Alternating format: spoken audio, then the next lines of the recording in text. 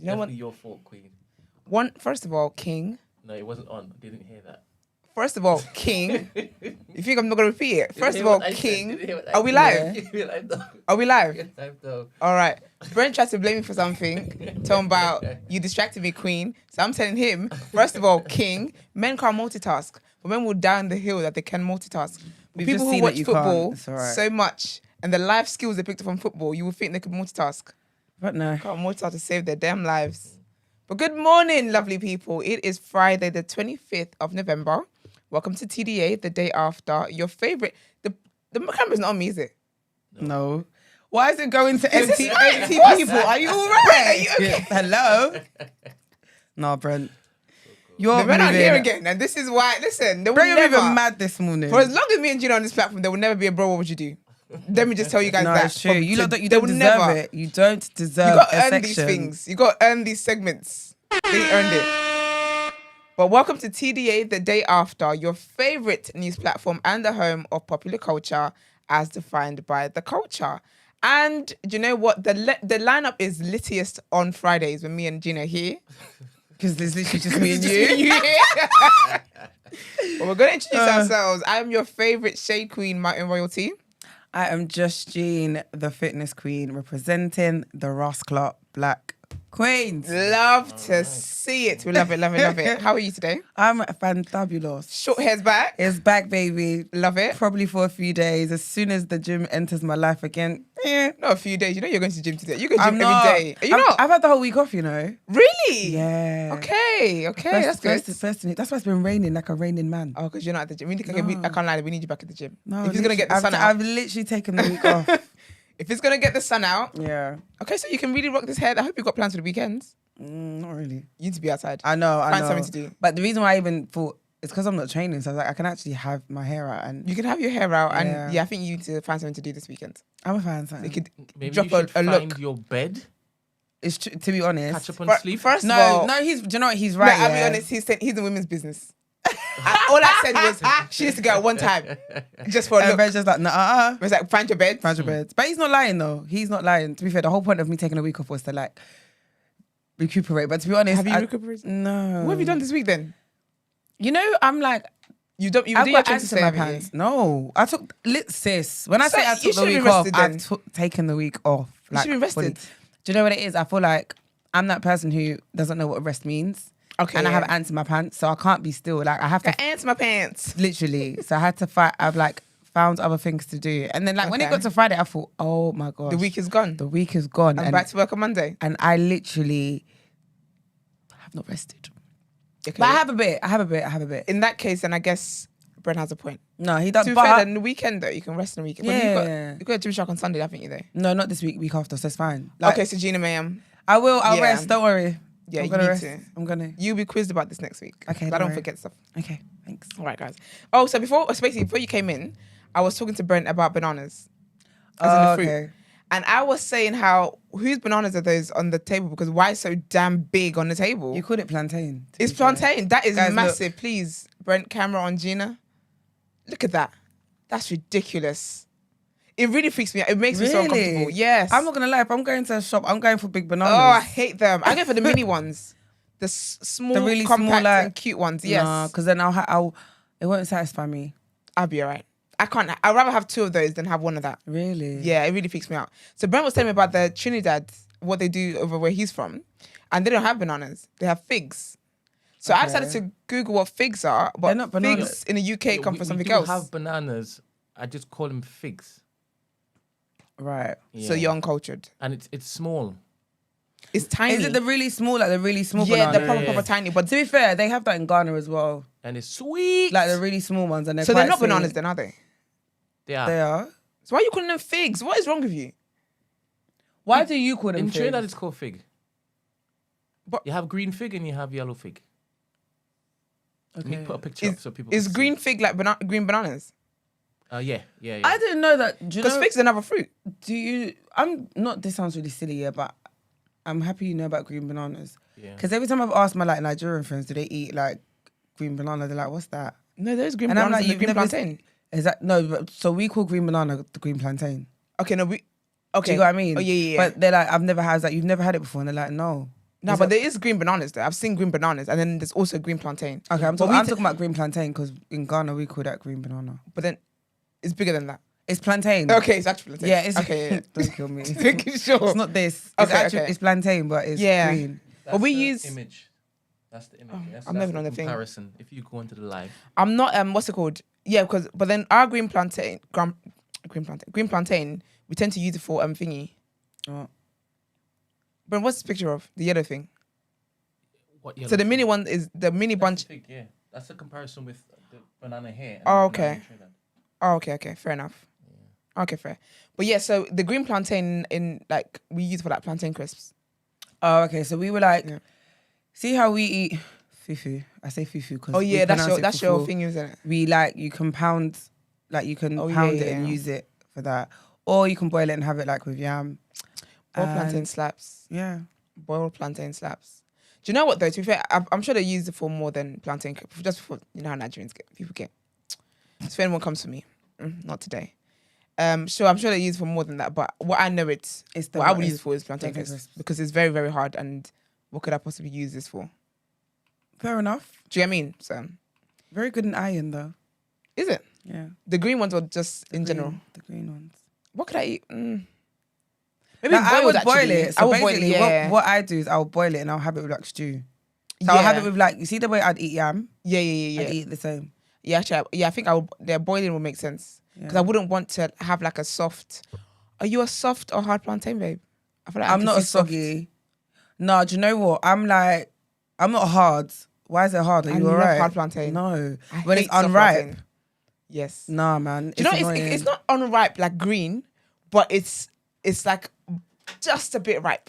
It's not so much ripe here, but it's hard. I need yellow. Like yellow with like, like maybe a black line. Oh dear. No. A few black lines, mate. When you have the black lines, then that's when you know like you're ready to go. Now mine when I do it, it looks like cardboard. No, see that's my bag. I love it. No, it needs to be like, when you cut it inside, it needs to be like that soft yellow. Like, do you know what I mean? I call that plantain mash. No, you're talking like proper soggy. Now, do you know what it is? Because sometimes it's got the few black lines you got talking about. Yeah. When I fry it, even if it's not like I shallow fry it, it's still way too soft. Really? I don't like. But do you know it's a texture thing for me. I don't like soft foods. Okay, that's why I can't have like Weetabix. I can't have oats. Oh, okay. You don't like. Freaks me out. You don't like soft texture. Okay, got it. But soft plantain is just not it. I love my plantain hard. You should try. Have you ever had Kelly before? I have. Sorry? Kelly. It's elite. It's Ghanaian. It's basically. Kelly. I knew you were going to do that. That's why I was going to tell you don't repeat it. It's basically plantain with like pepper. So like you fry it in, you season it in like peppers, tomatoes, whatever, and you fry it and it just, it's elite, man. It's so nice. Yeah, man, I like me some hard plantain. Yeah, I put a poll up so people will let you know what. If they like hard or soft. Me vote hard. How to proper plantain. What's that proper juicy plantain? First of all, don't sell. Nah, it has to be juicy. I'm so sorry. I can't be eating plantain and beans and I'm cutting my mouth. Oh, that's the best. With hard when plantain. When it's hard plantain? No, man. Plantain and beans has to be soft. Speaking of plantain, I'm going to have some plantain today. This is banging. I love it.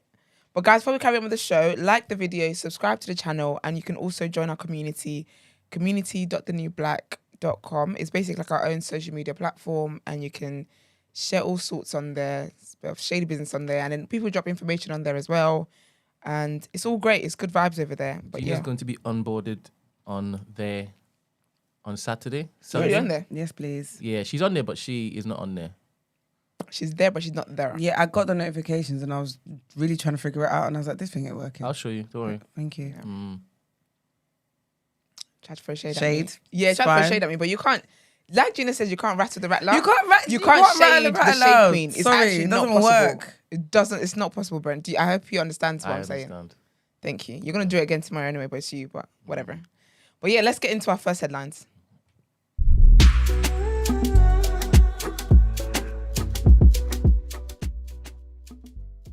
Apparently, I'm tired of your hair has just encouraged somebody to just chop all of theirs off. Oh, sis, do it. Do it. Honestly, you see, cutting your hair is so liberating.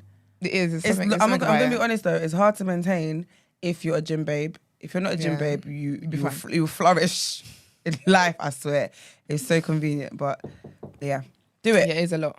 It's a lot. But trigger warning to anybody watching. This is about sexual assault. We apologize, but the news. So Donald Trump is basically being sued for rape. Writer E. Jean Carroll has sued Donald Trump in the U.S. state of New York for allegedly raping her in the 1990s. Ms. Carroll is among the first to sue under the Adult Survivors Act, which came into effect on Thursday. The state law allows a 1-year period for victims to file sexual assault lawsuits in New York over claims that would have otherwise exceeded statute limitations. The former president has denied the allegations against him. Ms. Carroll alleges the attack took place in a New York luxury department store dressing room 27 years ago. The Adult Survivors Act allows victims to come forward if the sexual assault occurred when they were over the age of 18 and took place on a date that exceeds time limits that exist on most felonies. It is modelled after the state's recent Child Abuse Act, which applied to victims who were abused as minors. The Child Abuse Act, which came into effect in 2019, allowed a 2-year period for victims to come forward. Around 11,000 lawsuits were filed in New York against churches, hospitals, schools, camps, and other institutions under the law. Ms. Carroll has also sued former President Trump for defamation after he accused her of lying when she first made her allegations public in 2019. Mr. Trump has called Ms. Carroll's claims fiction. A civil trial for that case is scheduled for the 6th of February, and we will definitely keep you guys updated on that. And our next headline is Scottish opposition parties reject SNP's plan to treat election like a referendum. Scottish opposition leaders will refuse to engage with Nicola Sturgeon's plans to run the next general election as a de facto independence referendum after the First Minister said it was the only lawful way for Scots to express their will. Following Wednesday's unanimous Supreme Court ruling that the Scottish Government cannot hold a second referendum without Westminster's approval, which 4 consecutive Prime Ministers have refused to give, Sturgeon told a news conference, "We must and we will find another democratic, lawful and constitutional means by which the Scottish people can express their will. In my view, that can only be an election." The Scottish National Party leader later addressed a pro-independence rally outside the Holyrood Parliament, telling the crowd that the court judgment clarified that the UK is not a voluntary partnership of nations. But Sturgeon faced immediate challenges to her election plan, as opposition voices across the political spectrum rejected it on Thursday morning, while voices within the pro-independence movement questioned how it might work in practice. Asked how Labour would respond if it won the next general election at Westminster, but the SNP gained more than 50,000 votes, more than 50% of votes in Scotland, the Scottish Labour deputy leader, Jackie Baillie, told BBC Scotland Good Morning Scotland programme, "I'm not going to engage in hypotheticals because the reality is that I don't think there's that support for independence in the country. Only 4 out of the last 29 polls have suggested a majority in favour of a referendum." Baillie added, "People across Scotland are realising if they want change, they will vote for a Labour government who will deliver for them in a cost of living crisis, put the NHS back on the path to recovery and focus on jobs and the economy in the way the SNP haven't because their single obsession is independence." The Scottish Conservative leader, Douglas Ross, told the same programme, it's not up to politicians to dictate what the public should be interested in at a general election. It's up to every party to come up with a range of policies on local and national issues. What we've heard from Nicola Sturgeon is she doesn't want to go on her domestic record after 15 years of failure. On Thursday morning, the Scottish Liberal Democrats likewise dismissed the idea of a single-issue election. Their leader, Alex Cole-Hamilton, challenged Sturgeon to spend the £20 million budgeted for an independence referendum on supporting those with long COVID. And our last headline in this section, is about business groups and unions urge the government not to scrap EU laws. Business groups and unions are urging the government not to go ahead with plans to ditch a wide range of EU laws, warning the move could cause confusion and disruption in the UK. In a joint letter, groups including the Institute of Directors and the Trade Union Congress called on ministers to withdraw its retained EU law bill. They warned the bill would put vital protections at risk. Downing Street said it wanted to take advantage of the benefits of Brexit. The UK copied over the laws to smooth its exit from the EU on the 31st of January 2020 and kept them during a transition period that ended in January 2021. Since then, the country has moved away from EU laws in certain areas, including on immigration, payments to farmers, and the gene editing rules for crops. But thousands of regulations known as retained EU law remain in force. Leading Eurosceptics, such as Tory Jacob Rees-Mogg, have given their support to the retained EU law bill, which passed its second reading last month. Crucially, the bill contains a sunset clause that means that by the end of next year, some laws could simply expire automatically.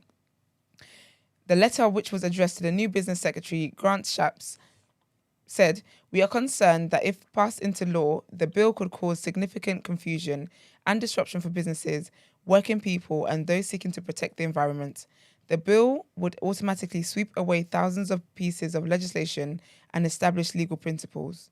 The groups warned that the bill could endanger important worker, consumer, and environmental rights derived from EU law, including holiday pay, safe working hours, and protection from discrimination. That being said, let's get into our What You Saying topic of the day.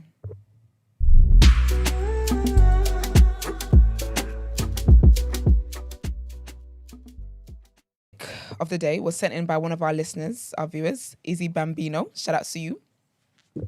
Yeah, shout out to you. Easy. All right. Thank you for that.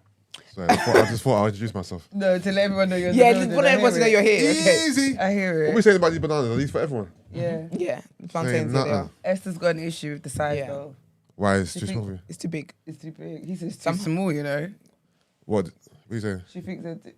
To eat, yes. Is this reflective about I'm something dead else? because she said she specified to eat. Yes. It's too big. Oh, so you're saying something else? I'm saying that, Brent, next time you cater to my needs, next time you want to bring bananas for the stuff. Man said grande. You're ridiculous.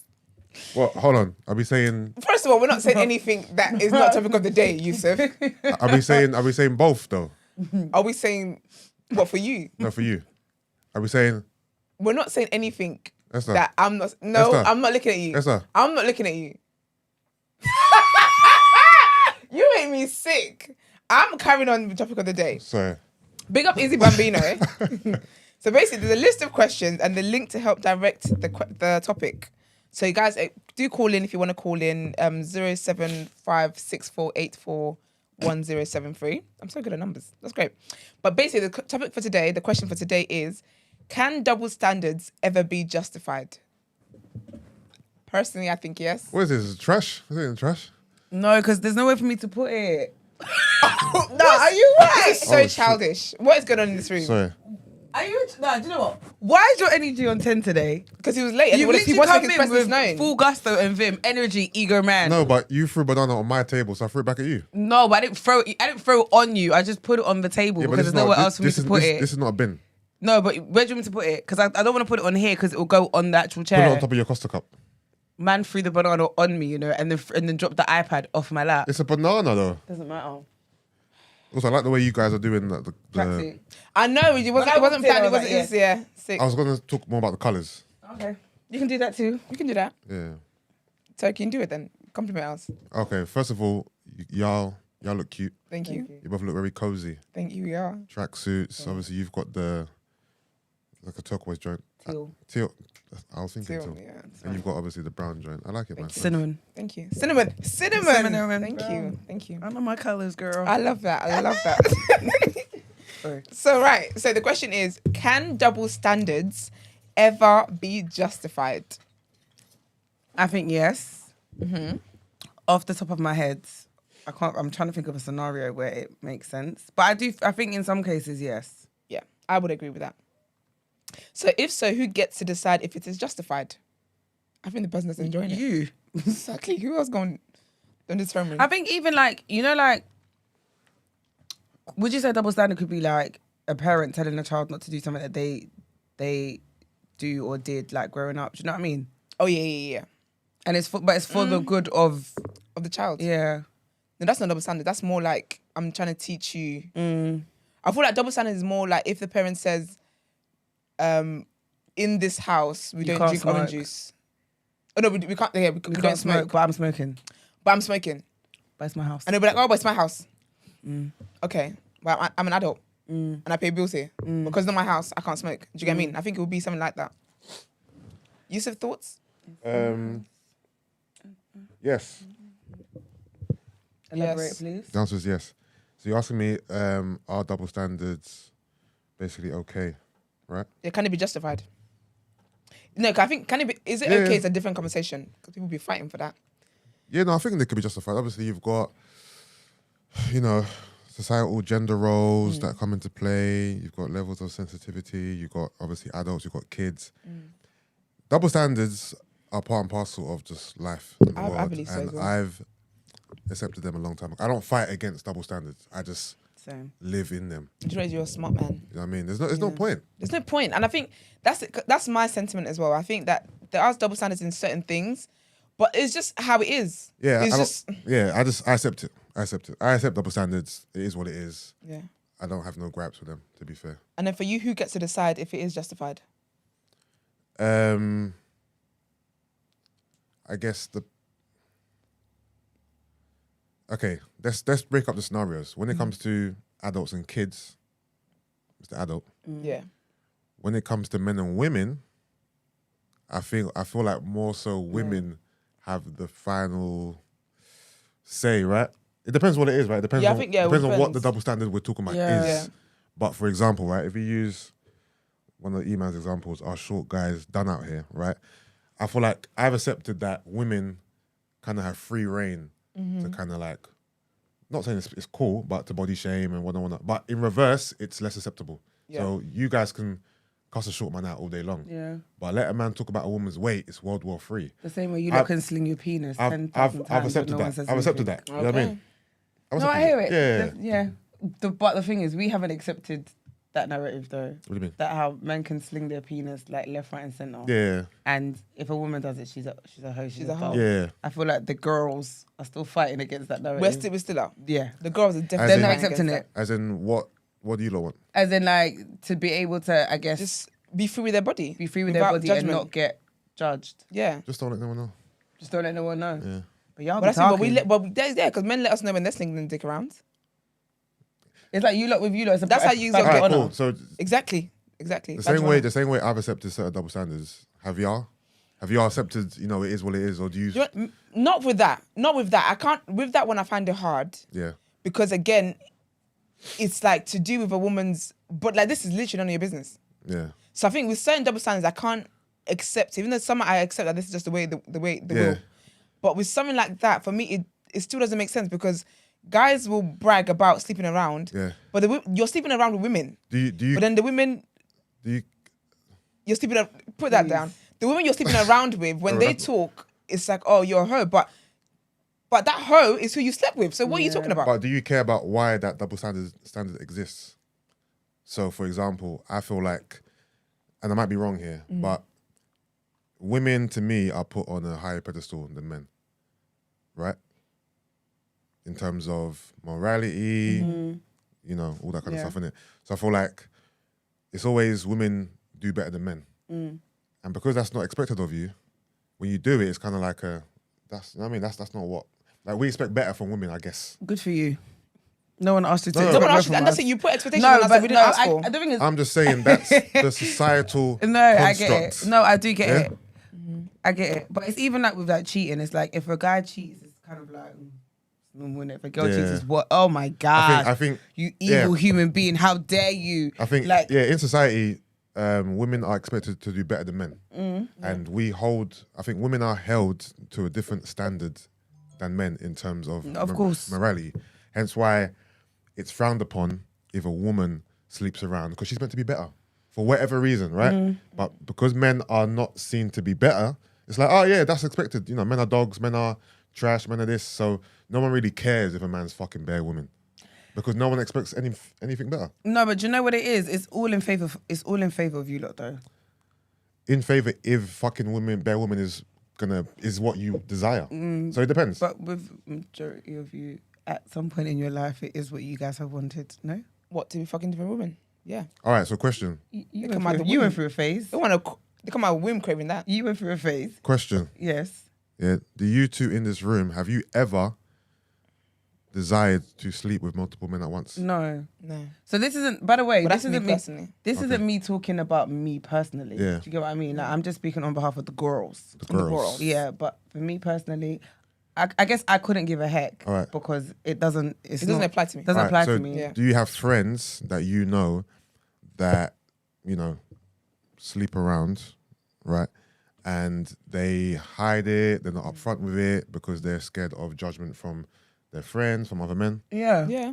Okay. And you want them to be free. Just fine live for your their truth. freedom. You want them to be free, right? Yeah. Do you speak to them about that? Do you speak to them about their freedom? Do you know what it is? It's like it's not really. It's not really within my control to tell you. Do you know what I mean? Obviously, you can have conversations with me, and obviously I know what you're up to, and it is what it is, and we can have that moment. And I'm not a judgmental friend. Yeah. So speak your truth. I want to be that friend that you can be open and honest and transparent with, and know that it's a safe space. Yeah. But I feel like society doesn't allow women to have safe spaces, which is why all of this stuff gets done like behind closed doors. Yeah. Just so you know where I stand. I'm with the girls. With girls. Girls. Girls. So, girls. No, it's GWORLS. GWORLS. Girls. Girls. Girls. Girls. Girls. Girls. You're Girls. saying the same thing. Girls. Girls. Oh, girls. Yes. Okay, I'm with the girls. Thank you. I'm with the girls. Y'all can sleep with whoever you want to sleep with, many men you want to sleep with. It's cool. I'm not saying that I'm going to parlay with you. But go off, sis. Go off. Yeah, literally go off. You ain't for me, personally, but I'm not going to, for example, if I have a female friend who I know, you know, gets it in and she's like, Yeah. do you? I don't judge, I don't care. Yeah. You know what I mean? I think that's literally it. Yeah. That's the freedom we're fighting for. Is just let people do them and don't place the expectations you place on them that they have no idea about. Don't project that on people. Yeah. But look up at the girls. Girls. No, you had it right before, Girls. man. Now you've gone It's back to GWORLS. Girls. No, Girls. I can tell by your lips. Then you're gonna get it wrong. The positioning. No. The positioning of your mouth. It's Girls. Girls. Grow. Yeah. Girls. Girls. Thank Oh, you. the girls. Yeah. Come on, man. I need you. No, I can't lie. This is definitely a girl show. Oh, you're under pressure. I'm under pressure, but this is the topic. I need mugs. You know what I'm trying to Tag say? him in. Yeah. This is ridiculous. Well, damn. Where'd you come Kick out from? the Bella Notches, where did you go? Isn't it women that slut shame women more than men? Do you know what? I don't think it's more than men, but there's definitely a fair share of women that like slut shame. But why is that? But though? I think it's also coming from a place of like, not privilege, but you know what I mean? It's like the pick me. Yeah, but why is that? And when you look at the root of that, Yeah. it's still Based on to men. It's Because you feel better, or men have Yes, men, men have have made made you you believe feel better. Yes. that you are better yes than your sister. Yes. Because you are prim and proper. yes. So because of that, you wanna like you want to act like you are prim and proper, but the reality is if you could bust it open you would. and no one would judge you, Yeah. You you'd would. bust it open. And also, That's why at the end of the day, we all carry last and we all chop breakfast. Yeah. Whether you're good prim and proper or not. To be honest, you still There's got no cry. benefits of. They can't hear you, Mags. I was talking to you. You still gonna be in the kitchen literally. making the breakfast with us. Girl. So it's You're gonna be crazy. like pass the eggs. But Literally. literally. Yeah. So that's really what it is. Do any of you two feel like that's in your ooh. Wow, Margs. You want to? Good Good morning. morning. You're doing too much because you came here and said it's a cream. Do you feel like you desire to have one of them phases? That's for the sake of the conversation. Yeah, for the sake of the You look nice conversation. today. Yeah, we'll call it a whole phase, just for the sake of the conversation. Yeah. You know what I mean? Do you? No. No? I'm not built. I'm not built for her phase. No. Gina, man, don't lie to me, man. What the See hell? today, you're on one. No, you're nasty. You're actually disgusting. disgusting. You need to go in the bin. What? You know what you just did. Did you see it? You nasty. Did you Yeah, of see course it? I saw it. Thank you. No, I tried to eat from the side because I know Nah, how man. things are these That's days. the worst. You even way did to it. eat You did it. slow motion. Because the people say, "Oh, Glizzy." Mark is thinking you should not have tagged me into this. No, I ate from the side. Slowly. You know, it's your. And looked Anyway. me in the eye when you were doing it. Yeah. No, that wasn't even intentional. Okay. I'm sorry. You're supposed to break them off. You're supposed to break that, you know. Roll it and then throw it in your mouth. Even me, I was breaking it. Listen, yeah. Go, roll it. I'm confident bisexual. Go on. I'm secure in my sexuality. Of course you are. But Love saying you, that, I'll do a little side joint. Don't make eye contact with you. You know what? Like, Need to make eye contact when you're biting the banana, please.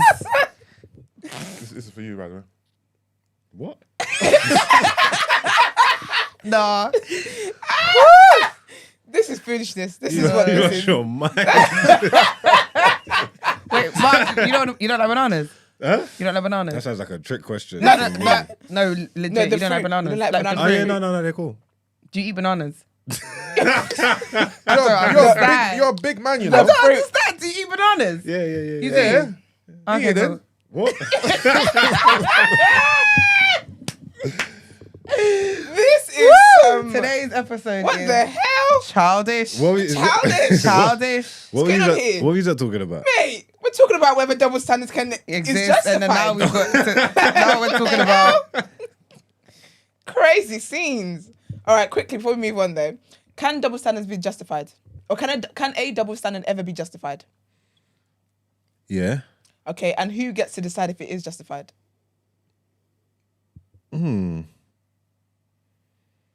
Who's the people making the judgment?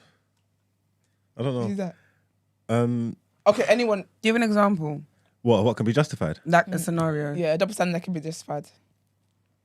Kind of what you was talking about before, men sleeping around. Yeah. And Can I- Okay, go on. it can be justified Okay. because men have less responsibility in sex. This is why Oloni is trying to close the orgasm gap. No, Men have it's- less responsibility. It's true. Whether it's wrong or right, yeah. I'm not like men have the choice to take less responsibility in the act. So the women carry the baby for 9 months. Oh, you mean in the product of the act? Yeah. Oh, I thought you meant in the sex act. Because I was like, damn. No. I'm saying like Just in laid the it. repercussion in the repercussions of it, innit? Like if anything happens, like guys can go about their own business. You know what I'm trying to say? Like if women get pregnant, then they've got to sit down and pattern up for however long. So I think with that responsibility comes more. Well, with all that power comes more responsibility. So you've got like a duty of care to probably be a bit more careful because the decisions that you are making are going to impact. Obviously, it's the same for everybody, but I just feel like men got more freedom to do fuckeries. So the onus is probably more on the woman to be a bit more sensible. You know what I'm trying to say? So in that sense, I think the double standards make sense.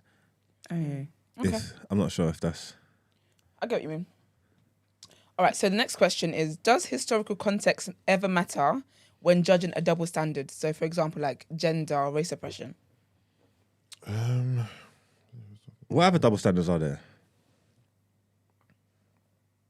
Okay. What other double standards out there?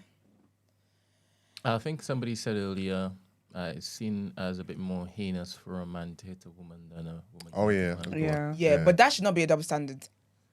I would say, yeah. If you hit a man, you need to be prepared for like a reflex action back. Also, you're you're cool with it, but you would understand if a man hits a woman back. If you hit him first, yeah, I can understand it. I don't think that men should have better self-control than women should have self-control. I don't think anyone should have better self-control. For some reason, right, I believe in that double standard. That if a woman hits a man, a man shouldn't hit a woman back.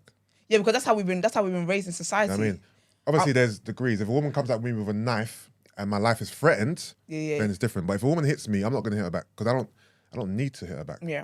I'll be honest, I think You might want to, man. Like, what the hell? She touching you you might for? want to, I but think- I don't. I think there's levels. If you just like... Restraint is one. I can hold her. I don't have to hit her. So everybody's Yeah, of course, everybody's everyone's reflexes are different. different. You get me? Yeah. Man's like Mayweather. If you touch me, it's a problem. But what I'm saying is, it's like everything within reason. So it's like that first one, you could put it down to natural reactions. So like if a woman hit you and you just hit her back kind of thing, then it's like, all right, cool. But seeing like a big man give a girl a 3-piece, you know, like saying like, oh yeah, she touched me, all the rules are out the window, and then you just start battering her. I think that's a bit crazy. Of course. no, that's definitely crazy. But my reflex isn't to hit back.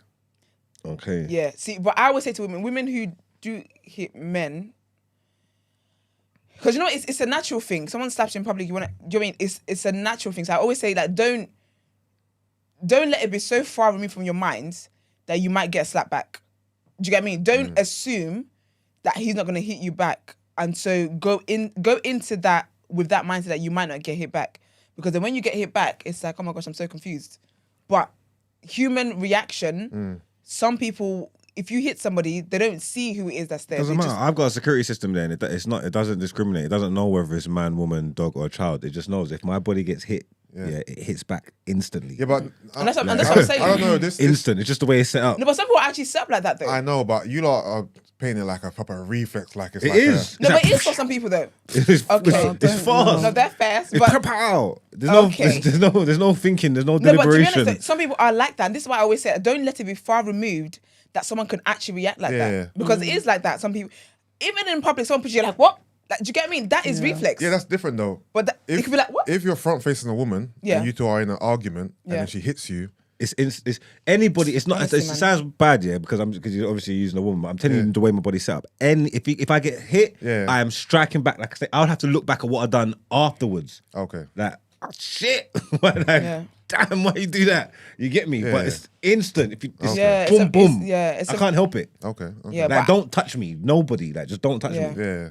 Yeah, but I would never hit someone. So well, not like that. But obviously I would. But I'm saying not a woman anyway. Like, do you get what I'm trying to say? Like, I'm not going to be the aggressor and take things physical and stuff like that. Like, I don't like all of that. You know what I'm trying to say? That when you do it to me, it feels just as egregious. Like, you know what I'm trying to say? Like, it's crazy. Like, if I would never touch you, why are you doing this stuff for? And that's what. Yeah, there's part of me that thinks like you're trying to take advantage of me. And that's my mindset. My mindset is the way it's mad for me to hear about a man hitting a woman. Is equally as mad for me to hear about a woman hitting a man. Like, that's wild to me. You shouldn't be going around hitting anybody, and then your partner, like, what is this? What's going on here, kind of thing. So that's just with that. I know it is a double standard in society where even like men are basically raised to be like, even if she hits you, don't hit back, like restraint, all that kind of stuff.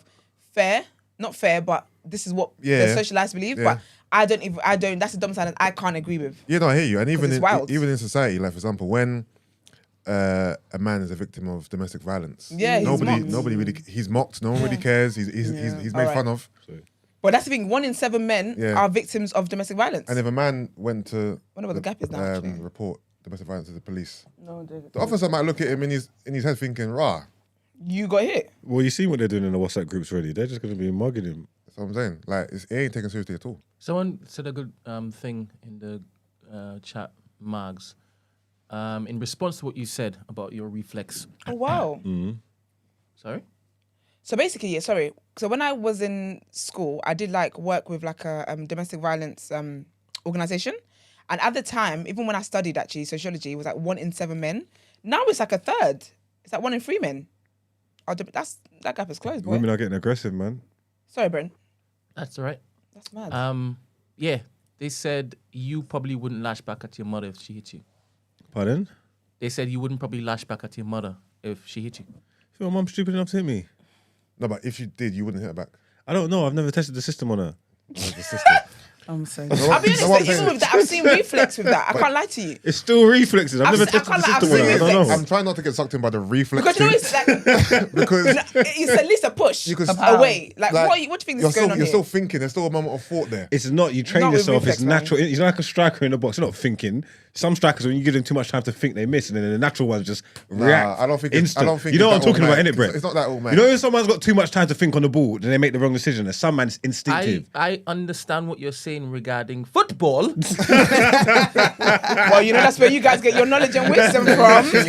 You're not roping me into this one. Like, to say if anyone hits you, it's an automatic hit back without any thought behind it. I'll be honest with you, I've seen an auntie get slapped at a family reunion. By who? A younger. Swear. She hit the younger, and the young again, reflex, slapped her back. Yeah, but that you're acting like there's no thought behind that slap. No, but it's like no, trust me. It was a reflex situation of why would you slap me? And the proximity of the auntie-niece relationship was basically like mother and daughter. There was no need for that. And if you think about that situation, if I was getting into my mum, I'm a big man now. If I'm getting into my mum where my mum's gonna box in my face, I more than likely deserved it. I more than likely know it's coming. Yeah. You know what I'm trying to say? Yeah. I could brace myself. Yeah. That's different. Yeah. It's not the same scenario as being attacked. You get me? Okay. I don't see why anyone's mum's coming to boy.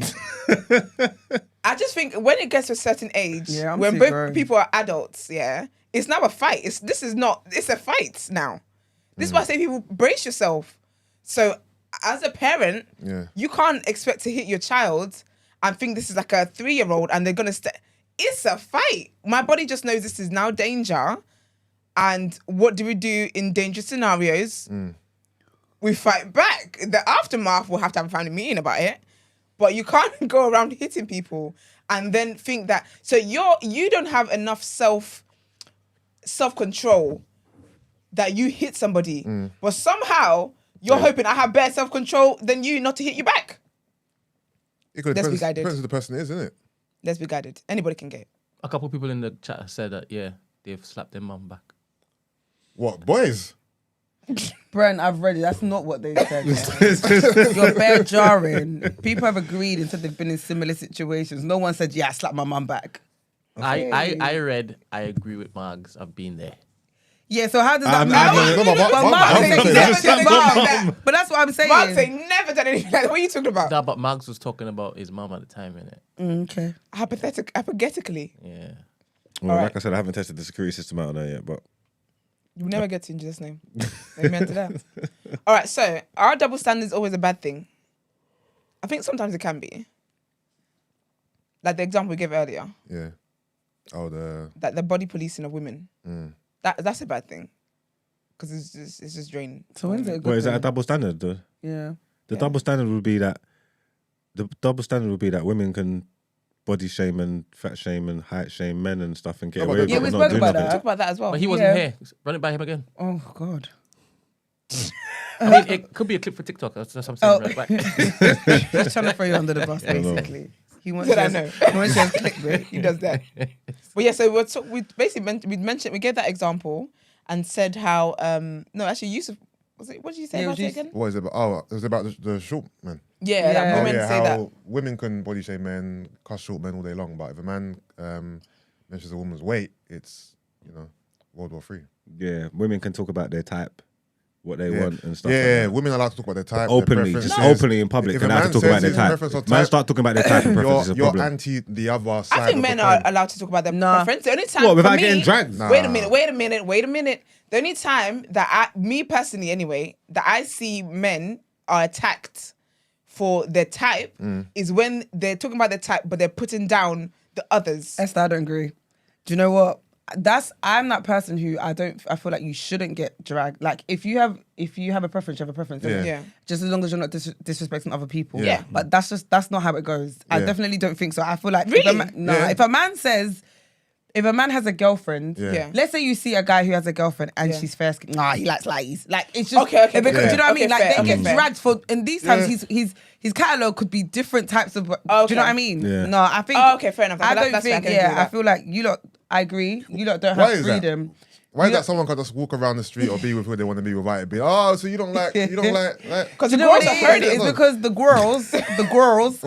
girls are hurting. No, but that's a fact. We're triggered. For the longest time, we've been made to believe, that we are not worthy. Yeah, that so we're carrying PTSD. Yes, it's PTSD. Damn it, man. So, okay, do you know, I can agree with that then, actually, because I do see that all the time. Yeah. But how do you know that? What the girl? It's girls. No, say girls. Marks, try it, please. Girls. No, girls. Girls. Yeah, no, but you just need to roll the girls. Girls. You're saying it's so British, like girls. Girls. No, say American. Girls. Like the girls. One more time. Girls. No, you say British. Okay. You're done. The girls. I can't do that. You can. The girls. The girls. So it's GWORLS. So GWORLS. That's what I'm saying, girls. No, but you say British, British. You're saying it very like girls. I'm English. It's the girls. Nah, okay, not today though. The girls. The girls. There we go. Yes. Now, Brent, your turn. Yeah. So what?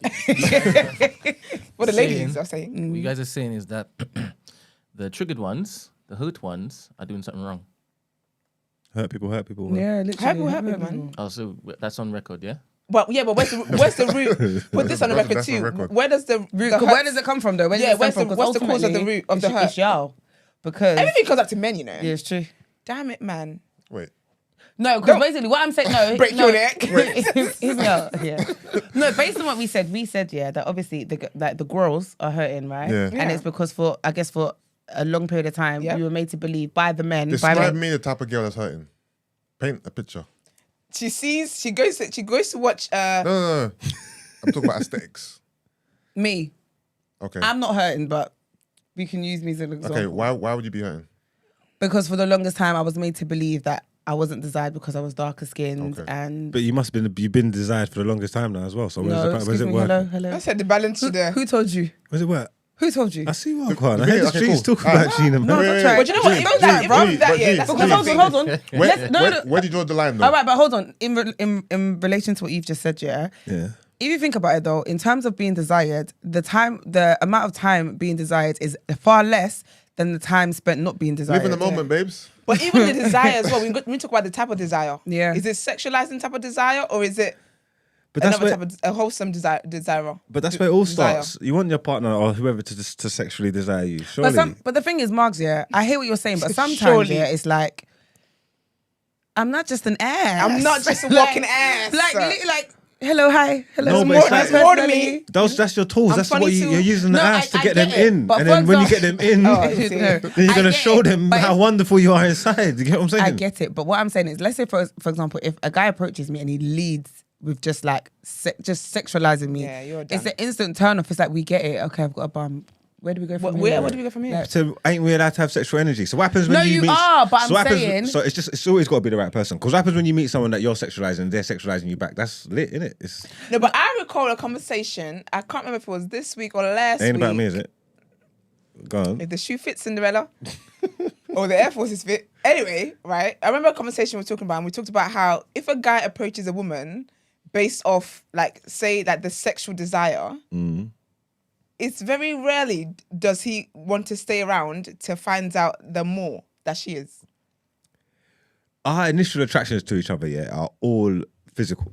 Yeah. Okay. Unless you meet someone for a friend or workspace and you get to know them, boom, boom, boom. Initially, everything is attraction, physical attraction. These people don't know you. So these are your God-given tools, I can understand it could be annoying, don't get me wrong, and I haven't experienced it, so I don't know yet. But this is the whole point. This is how it works. This is how you're gonna weed through who's serious and who's not. You can't be mad that man's attracted to your figure. You got a nice figure. You go gym and work on it. Why do you do it then? Jesus Christ, it's not meant to be personally about me. But it's the approach though. You can see a woman and appreciate her body, but what's gonna come out your mouth? Damn. Yeah, but listen, damn. You know what I mean? Yeah, but she walk around with all this ass. You want me to pretend? So now I'm untrustworthy. So now Thursday afternoon. Sorry. Now you want me to be untrustworthy. You want me to walk around and pretend I'm Ray Charles. Look you in your eye and pretend I can't see all this ass. How you doing? How you approach her speaks to kind of what you want from her and speaks to your intention, no? Huh? How you approach her speaks to your intentions. And I wanted to know I'm trying to mash it up. Exactly, then that's fine then. No, but I could do I want to do more as well. I want to get to know you too. No, but that I do want to do more. Margs. Listen, life's about balance. I can want to mash you up and get to know you. What are you talking about? Margs. I agree. I think that's true. No. Exist. Do you know I don't agree? Because just the other day, I'm going to get the clip up. Oh, when he was talking about... This man was talking about how I'm not trying to do all that. This is what I'm here for and blah, blah, blah. What are you talking about? But I don't remember saying that. Of course you don't. I remember you saying Selective memory. I remember it. I remember you saying that. You're a piece of shit. I thought you needed me here. What are you doing? You're a piece of shit. But obviously, how you approach her speaks to your intentions, innit? So you can see a woman who's beautiful, she's got a banging body, you don't have to go over there and verbalize that to her. Maybe not, but I'm a very forward person. And my problem is a very forward person. And my problem is, I am a very sexual person. Yeah. You get me? And I do sexualize a lot of things, but I don't think that diminishes anything or diminishes my experience with you or diminishes what I want from you, but it's important to me. So what's the point in pretending like it's not? If we ain't got a sexual vibe or sexual chemistry, it's not going to work anyway. That's cool. But you know what it is? I'm saying that when you say that's what you want, you mean that that's the only thing or that it doesn't come with other terms and conditions. It's not just, it doesn't have to just be about sex, just because sex is important. Okay, but if you lead with sex though, I can't see you wanting more from me because and I think there's a way to compliment... that you don't want to settle down anyway. So but there's a way to compliment a woman, without it. Like, there's a way to compliment a woman and make her feel sexy, make her feel beautiful, without you leading with just sex. And that for me would let me know that, okay, do you know what? I'm not just ass to you. Well, that doesn't sound right in British. I'm not just ass to you. Do you get what I mean? But do you get what I mean? But if you lead with sex, I don't think you want to get to know me because you've led with sex. But if you lead with niceness and then compliments too, then it's like, okay, that's fine. Because I know like the body's nice. I go to the gym. I'm aware. There's nothing you're telling me that I don't know about myself. I don't know. So all my meaningful relationships started at sexually. Do you know what? Sex came fast and hard. I'm done. First. Fast And hard. first. You and this banana, Like, bro. I'm over it. I'm like literally. done. The thing is, I get what you're saying, and I think you definitely want like some sort of sexual energy, and like, do you know what I mean? Because then, whatever. But I think it's the approach, innit? Literally, it's the approach, and it not being so. Because sometimes it's vulgar, and it's like intense. It's like, all right, reel it in, like we get it. Do you know what I mean? Yeah, sometimes it's just. I think it's just about being tactful with it. Do you know what I mean? So if you have the gift of the gab, I feel like you'll know how to like. You'll know how to like manage the situation and approach it without it coming across very thirsty. Because sometimes that's the thing, it comes across extremely thirsty. And then for me, it's a bit I think that's just if they don't like you. Like, that's always seems to be the problem. Like when you put it on a girl and you're coming across too flirty or too pushy, thirsty, creepy, whatever it comes across, that if you check what the problem is behind that, it's just because they're not really feeling you. No, if they was feeling you, you know why? If they was feeling you, because there could be a guy who I find a guy that I find attractive, but he moves so thirsty, it's like ill. Yeah. Do you know what I mean? And do you know what it is as well? There's guys that girls will actually like and actually want something with, but because of the way you're moving, it's just like it's a turn on. Because you know what it is? You're making me feel as though this is all you want, and this is not what I want. So nah. So it's not just. It doesn't all come down to she doesn't like you. Nah, trust me. A girl can like you and be wanting you, and nah. A girl might really like a guy, and he's coming across like very sexual, and he's making his intent known in it. So in her mind, she's like, okay, cool, I like him, but I know all he wants is sex. So now I'm gonna train my brain to be like, you know what, this is just sex now, and I'm gonna go full for the sex, and I know nothing else is gonna happen. Yeah. I mean, girls tell themselves, okay, cool, I like him. I know he's not on anything serious, so fuck it, let's just have a casual thing. Yeah. Well, the smarter girls just don't get involved. Sometimes that happens, but I feel some girls, they just think, okay, cool, I'm gonna get the best out of this situation then, which is just sex. Cool. But even when it's casual now, adults, people are still dating. I don't understand why people just think like it's just sex and then all the feelings and emotions are removed from the situation, because that's not true. Unless you're doing like a teenager thing and you only link the brother in his yard and it's bedtime. You get what I'm trying to say? Like, he comes yours, you goes his, it's bedtime, you link up, jump in the bed, chop, go home. No conversation, you don't date, you don't do nothing. Then I can understand when you're throwing around the sex talk. That is why though. Do you know why I think that women think like that? Because men have made them think like that. Like some guys have actually made women believe that this is just what it is, and there's no feelings, there's nothing else attached to it. So then like, men, that's what I'm saying. It's about how you're freeing it up though. Because if I'm just calling you, yo, I ain't spoke to you all day, spoke to you 2 weeks. Yo, what you on? What you doing? I'm like, yo, all right, cool. Pull up, and you come and you link up, chop. All right, cool, fine. But if there's so much other stuff going on in between the sex, then we're vibing. We're getting to know each other. We're talking about just sex. Like, I know I'll go on for your day, your job, your life. Do you believe that? Your interests. Huh? Do you believe that feelings and emotions can come into play even if it is just sex? Yeah. Exactly. Guys would say what is it you said where it's like, oh, we're just having sex, or where's the feelings and emotions come from?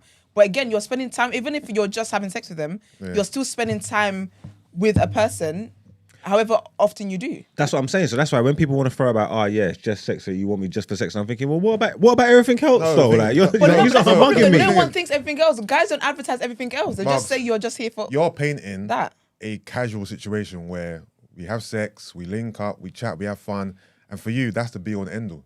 Whereas they're talking about something that's going to lead on to a relationship, potentially marriage. Where but I think that's how relationships start. I can't jump into no relationship on some rigid thing and let's have the conversation first and then boom, we're in a relationship. No, we've got to be linking, chilling, fucking, getting to know each other, and something's got to click and turn, and then we both understand. All right, cool. This is moving. So that process that you're speaking about, I have to go through it with everyone, or you're never going to be my girlfriend. I hear what you're saying, but no, because I'm speaking to you, and I know that. From what you've said, you don't intend to get married or settle down. It's like, for me, you're just talking about a situation that's never going to get to that stage. I don't want to settle down. You said that to us many times. I've never said it. Those words ain't come from my mouth. Brent, clip it up. No. I said, Brent, clip it up. Clip what up? I have inside information, and I love that how you're now saying, I never said that. But Brent knows that the is truth. So fantastic. No, he definitely did. But I love how he's now saying, a man can change. You know what I mean? I don't know what you're saying, but I'm going to be at your wedding. Is it because you're on air? So you're just painting a casual scenario where you and this girl are going to chop, you're going to link up, you're going to talk, have fun, get to know each other. But for you, that's it. It just ends there. There's no There's nothing else. Nah, it can growth. There's always potential for growth. The way the thingy structure, the promotion structure set up in my company, there's always room for promotion and growth. So annoying. No, because you don't want to be in the same company for years, just stagnant. No one wants that. First of all, don't encourage this. Carry on with your promotion and your stuff. I'm just saying, there's always room for growth. You get me? Elevation in my company. You get me? I hear it. Trust me, man. I want employees with ambition. You, my friend. I said, try. You might just get that promotion. Go in the That's funny, man. All right. So, do men have a right to critique a double standard which is at their expense? They do anyway, even things that's not at their expense. Give me an example. Yeah, I was looking at that. Emmanuel, I'm joking. What is the double standard that is at their expense? So, for example, okay. Let's say that just for lack of something else, the short guy thing. Okay. So the fact that women talk about what men look like and blah blah, and it's like, oh, it's my type. But then when a guy does this, like, oh, you're fat phobic, you're colorist, you're this and you're that, all the labels. So do men have a right to critique a double standard which is at their expense? Because it does make you guys look bad in it. I think anyone has the right, no? Yeah, I would say so. Yeah, I would say so. All right, our short guys done out here. Our short guy done out here. You're gonna have to ask the guy who wrote it. I'm joking. Damn. He's online as well, You know why? Because rude. You know why I need the ground to swallow me. Don't know why I said that, because I was thinking I can't answer that question. You can't relate. Neither can Mark, innit? So I think who's the shortest person? But it was, all in good jest. My bad. What's this? Hard planting, proper juicy planting. What are you doing? Oh no, we're having a discussion. I ask him the question. Do you like? I ask him to be mature, because obviously he needs that caveat. He needs that preface. So basically, I like hard plantain, right? Yeah. And Gina likes plantain that's not so hard. This is jokes. So hold on, this is. What's your favorite plantain? Are you talking about cooked or pre-cooked? Like when you got to buy it, you're seeing if it's hard. No, when it's cooked. I like both. Basically, me and Brent were saying we like it when it's like yellow with like brown lines on it. Do you know what I mean? It's like soft, and when you cook it, it's nice and soft. And it's nice not soggy and though, sweet. but it's soft and sweet. My girl over here likes it to cut inside her mouth. It don't become in the mouth. No, I'm on what Gina's in your on. mouth? Like it's very hard. She likes hard plantains. I love hard plantain. No, I voted for juicy and soft and sweet still. Thank you. Like the proper way. The proper way it's supposed to be. All I'm gonna say is hard planting annoys me. If I go, when you go to the Caribbean shop, it's coming some they give you a stiff portion. like board. And then it's just bare yellow, but it's I love that. I'm like, why is it yellow? It needs to be like a bit brown. Do you know what I mean? When it's That is my glazed, bag. are you alright? When it looks like it's been glazed in honey. Nah, man, that's giving plantain mash. I still can't believe I never ate plantain. All I'm gonna say is, you what? Really? You never ate plantain? For years, I never ate plantain. Why? As in you didn't like it, or I used to hate plantain. Really? Plantain to me used to be the most nastiest thing in the world growing up. Ugh. I only started eating. I've only been eating plantain for about 10 years. I know that might sound crazy. but that's recent. That might sound a long time, but it's not. No, it's not a long time. Yeah. It's not a long time. My whole childhood, I never ate plantain. That's mad. Really? Yeah, I thought it tasted like vomit. Childish. Yeah. Well, no, anyone who has me around at the house for dinner and there's plantain on the menu, please give me hard plantain, because I will be upset at the sight of soft plantain. When I go to restaurants and they give me soft plantain, I ask them actually what the texture is like, because I really don't like it. Yeah, yikes. Anyways, and it was Izzy that wrote this particular topic of the day. So she's asking short men done out here, not Emmanuel. Oh, this is not from Emmanuel? No. Oh. No, this from Izzy. Okay. I mean, you shouted her out or shouted him out. So how they finished? Short man. I think they need to be protected. Like how trigger warning. Don't trigger warning short men. No, I was gonna say another word. He's about to say something. Oh, okay, trigger warning, guys. Like how fat women are. Is he? Not trigger warning. Meaning, we need a trigger warning course on this platform, because this ain't it. What? You're a nuisance. No, I think the right. Do you know what it is with short guys? Yeah, I think short guys can. Some short guys can get it. It's about sauce. What's a short like? Okay, when we're saying short, yeah, what Tory height? Lanez. You all should tell us that, no? Yeah, No, Tory Lanez is extra short. He's at 5'3". no, but to me that's extremely All short. right, I'm gonna throw some heights at you. All right, cool. 5'7". I could do with 5'7". I'm 5'4". Okay. Yeah, Anything above mine. I'm 5'7", so for me 5'7", I'd classify. You're equally I'd yoked. We're age heights. age heights. What am I trying to say? We're height mates. Yeah, height mates. Yo, sorry. Izzy's a he, not a she. Yeah, no, I said he. I corrected. Okay. All right, okay. Jeez, my bad. 5'7", I'd say is short, but it could run. Yeah, it could. That's the thing. It can run. Honestly, for me, a short guy is anything shorter than me. So it just depends on your height. For me, yeah. It's subjective, and that's the thing. But when you say short guys, everybody gets in their feelings. Even the ones that lie about their height. When you meet them in real life, yikes. So anything below 6 foot, basically, girls think is short. Not necessarily. All right, so Ain't the average height in the UK for men like 5'11" or something like that? Is it? Maybe, I'm not sure. I'll check. Oh my gosh, who is Ike version Why? or Ike version? Why They was talk he about saying? Ewa going. It's a Nigerian bean. That's my favorite Nigerian meal ever. But I have it with hard plantain, babes. Not with soft. Points. The Nigerian points. But yeah, I think with a short, to be honest, with short guy, it's really subjective. It's about what you consider because I've dated short guys in my time and rightfully so. Could you date a girl Yeah, it's 5'10" by the way. 5'10"? That's average. Yeah, in the UK. Could you date a girl your height? Yeah, because I'm tall, I don't mind tall women. Yeah, same here. Like it's I don't Really, I there's some don't guys mind who don't it. like tall women. No, I reckon it could be taller than you? imposing on short men. That's a stretch. Maybe with her heels on, I don't mind because I'm tall. I don't mind a tall woman. I think, but she has to be like a Amazon woman, A like, stallion. Yeah, like she can't just be tall and Iron board. yeah, like just straight up and down. She got to be big and buff. Like Big engine. like Big She-Hulk.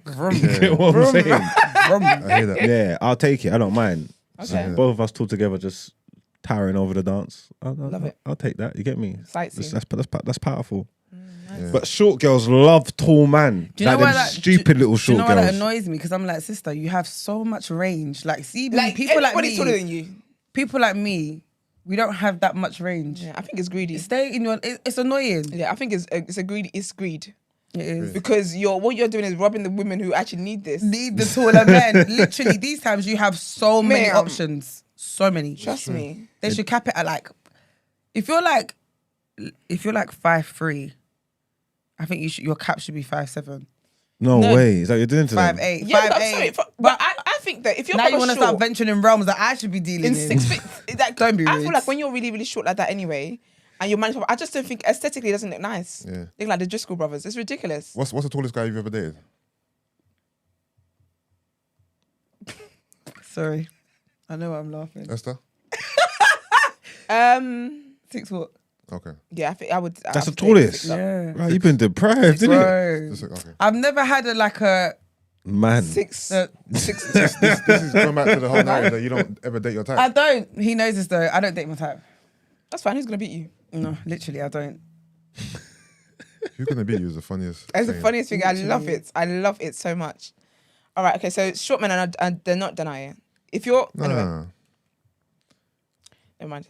Everybody eats, man. Listen, everybody eats at the end of the day. Everybody but eats, B. It's you know what? You can always tell like when if a guy is short, yeah, and he's like insecure. You know, there's short man syndrome. That's a real, very real thing. No, I like men who admit they have short man syndrome. Yeah, but a lot of them don't. I've And met a lot that's of the men who problem. say it to me, I've got short man syndrome. You know what I mean? Is it? Yeah. What is Do you that? know? It's when short men act tall. It's They're energy. very aggressive. They compensate. They try to compensate for their lack Lack of of height height in other areas. being loud and being opposing, and you know what I mean? Like flexing. Try and make their flexing whatever money, yeah. their outfits, whatever you call Just it. make their presence known. Yeah. 1 second. It ain't cute. I Miss M. Damn. He dated a really tall guy once. He came up to his belly button. Jeez. Then How you tall- must. You How must tall you are have- you? How did you have sex? How tall are you? either he's like 7 something or you're really short. I think she's really short. Belly button. How tall are you, man? Crazy. Let us know. Let us know. Okay, so are double standards only okay if they benefit women or black people? You sure you man didn't write Izzy, that? I can't think. yeah, I'm sure you man didn't write this. No, listen.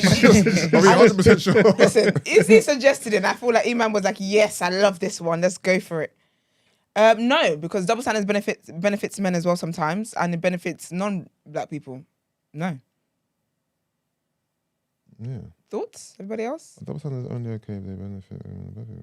I think- No. Double standards is not about Just everyone. women Double and standards black exist people. in all races and all And I think creeds. that's what it is. I think because people's circle, because you have a certain type of conversation in your circle, you assume that this is a representation of the wider world. It really isn't. Miss M is 4'10". She's 5'3". No, you see you. I'm not gonna lie. I was thinking, is 4'10" the actual height? Is that official? That sounds. It is. It's a little. There's 4'10". No, I know there is obviously, but I'm just saying. Little. Like, It sounds like a little person. 4'10" is like a child. Let me see if I can show you a picture of one of the girls in my group. It is. My niece is I agree with 4'10". you. She's 4 years old. Did you just say she's 4 years old? It was so silly. Oh, you need to go to bed. But yeah, I think with double standards, it doesn't just benefit women or black people. I think when we have certain conversations, or you surround yourself around certain conversations, it's easy to think that this is the scope, this is it. Yeah. It really isn't. That's wild. What's the perfect height for you, sorry? Anything. So I'm 5'4". Anything above me from 5'7", I would say. Oh, so you'll date short men? Yeah, what people classify short, but he's not short to me because I'm still looking at you. Like, But I'm when you not got looking eye to your eye. heels on, I'm probably like a 5. All right. 5. So 5'6". what if Goodness, Philly is 4'10". who? Philly petite. There's a girl in the chat. She said I she's thought you 4'10". meant Chunks and Philly. That's what I'm thinking. Philly. I said 4'10". Philly. Shout out to Philly, man. Listen. That's almost 4'10". 4'10". At the end of the day. Girl. You know what I mean? have you got curves though? Or you just little? Okay. That's how you got. Or you just little bit? What's going on over there? You're annoying. I said little bit. You're dumb. Esther, What about you? What's the perfect height for you? 6. Yeah, I do. Do you know what? Let Don't me listen to what she said. Wait. What did you say? Don't worry. No, say what you speak with your chest, big man. Nah, I don't know. What did you say? You have no chest. I have a question. So to both of you, right? So you're saying that if the guy is 5'7", as long as he's taller than you, it's fine. Da, da, da. Yeah. Obviously, you see pictures of you two together. He's taller than you. It's cool. What if he went on the lads' holiday? They're in the group pic, Oh, he's the shortest in the group. and he's the shortest in the group. Does it give you the ick? No. No, that doesn't give me. This is my man. I'm I'm gonna a stick beside him. I'm gonna stick beside him. I'm gonna stick beside him. Friend. Yeah. Your niggas Yeah, here. that's fine. But, you know what I mean? No, This but is actually my doesn't man. give I'm it. gonna stick beside him. Yeah, you sit beside him. Yeah, Yeah, I'm man. gonna stick beside Why him. not? I respect I'll that. always stick beside my man. Do you know okay? what? All the guys that have approached Amen. me recently have been like, they're all my height. Thank you, Brent. And I'm just always thinking, what do you want here? What do you want? What do you want with me? And they're not Ain't like, nothing here for they're you. not even like my height yet. And Yeah. like, do you know what I mean? I'm Yeah. just thinking, rah, I'm like a big engine compared to you, but they don't mind. They don't mind. They don't it. mind. I don't. That ain't no problem. That ain't no They don't problem. mind. But Philly does say she does have curves. Monks. Yeah, Betty Boo. I get it. Philly petite because she's petite. Oh. Philly. Is that what's that? No. Is that her name? Stacey has killed me. What's she say? She said, if he's 5'10", it's not fine. My future sons cannot suffer. I hear it though.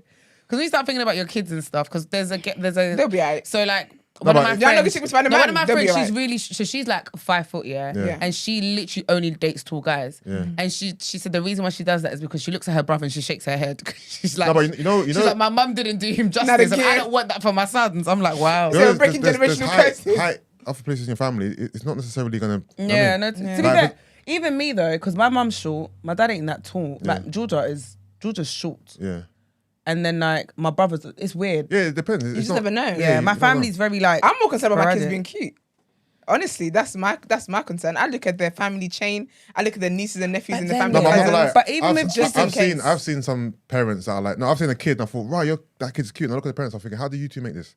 But you know what? Even with but I think even with kids, No? yeah, and like looks and stuff, yeah. No, it's a Like real you thing. could be a cute child and grow up and whew, do you know what I mean? Damn and it, then man. you could be a baby that wasn't that cute and Yeah, then it's grow be- into your it's- features it's as you be- get older. It's better to be a late ugly bloomer. baby, yeah, Yeah, late bloomer, same. yeah. I agree.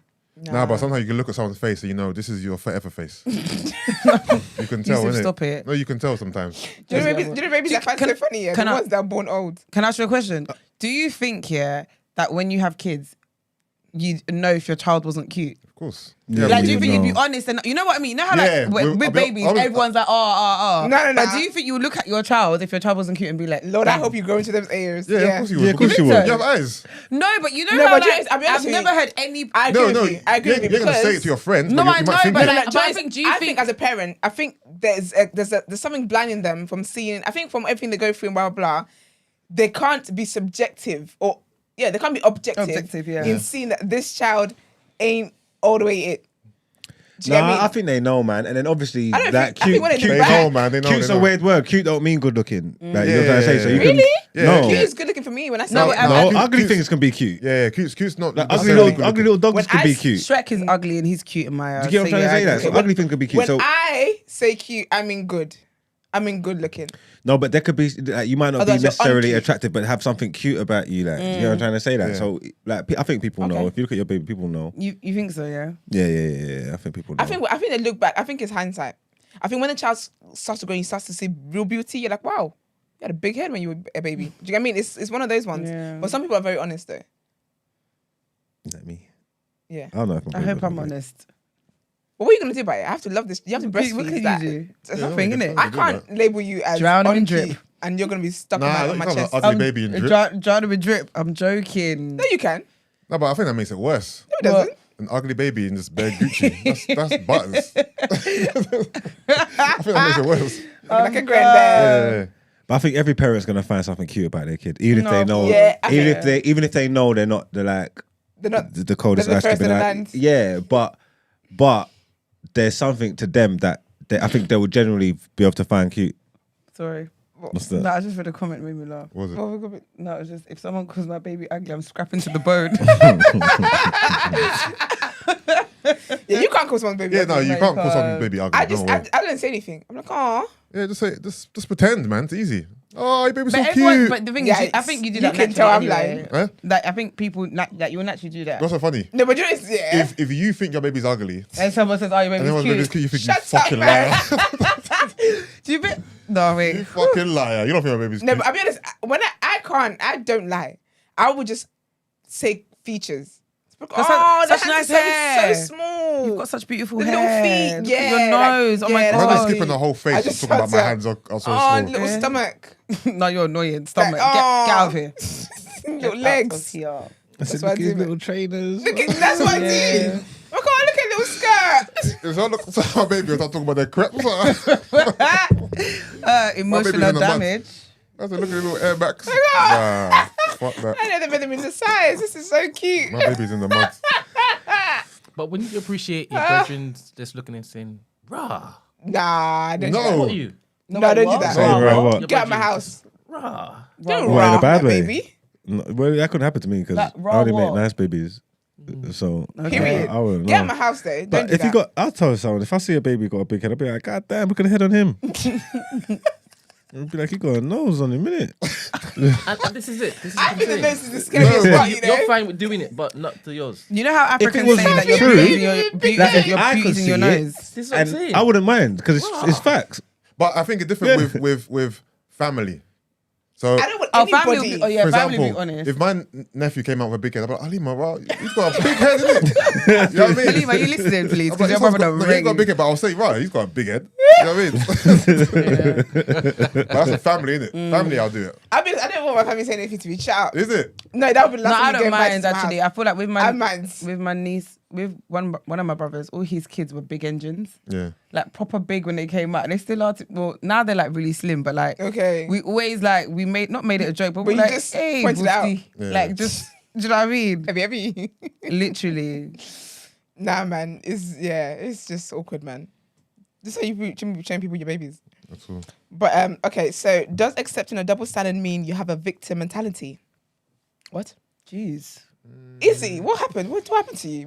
This should have. I feel like this should have been asking for What happened, friends. say? What did we say? Does accepting a double standard mean you have a victim mentality? I don't even get what the correlation. I don't see the No, connection. I don't think so. The victim mentality. Is there a difference between fat shaming and height shaming? Yes. All right, let's go. The reason why I say that is because height is not something you can control. It is what it is, right? Yeah. Your height is your height. I mean, unless you're going to go and do those extreme surgeries, realistically, whatever. Whereas I feel like with your weight, 9 times out of 10 is something that's within your control. So are you saying height shame is worse? Yeah. Okay, that's cool. What if the I'll take big that. bones is? Did you know that's not actually a thing? No, it's not a thing. I know. It's really not. Like your bones aren't. Have you seen the meme of the when it says I'm big boned and the bones are like thick? It's not real. No one's big boned. It doesn't exist. So, but obviously you can have medical conditions and stuff like that. That's what I'm saying. That's why I said 9 times out of 10. But generally speaking, it's something that is within your control that you can actually get a hold of. So I think it's not fair. Yeah, I agree with that. I think that people can't do anything about their height. Yeah. But you can do something about, within reason, of course. Weight, But you can try and do something about your weight. So yeah, I would say that height shaming is definitely worse. Or like just shaming people for things that they actually can't control. Yeah. Is worse than something that is they can control. Yeah. They can control. I agree with that. If you shame someone for how their nose looks or how their lips look or how they can't control these things. Literally, this is how it was. So hair shaming. Wait. Within y'all communities, it's quite right. What do you mean? Oh, like your nappy hair. Black that women kind of stuff. shame other black women's hair all the time. I see it all the time. Do you know what I think it is? Yeah, I think we're very. I don't think I'm it's a just saying shaming stiff thing. wig and that, innit? Yeah, talking about wigs, talking about the what's it called? Oh, your frontals and Frontals, Yeah. this and that. I'm this not and gonna that. lie, we're very we're shallow when it comes to. Or you do the whole thing. Well, I can tell she ain't got black friends. Oh, facts. That's me. I I can tell she ain't got black That's friends. 100%. That is me. Or what's it called? Is it Kevin like a Badenoch. The braids, leave expired out? braids. Is it leave out? No, basically, Expired braids. I literally judge. I judge. Rushed I would up judge you by leave your hair. out. Yeah. I would judge you by your hair. Yeah.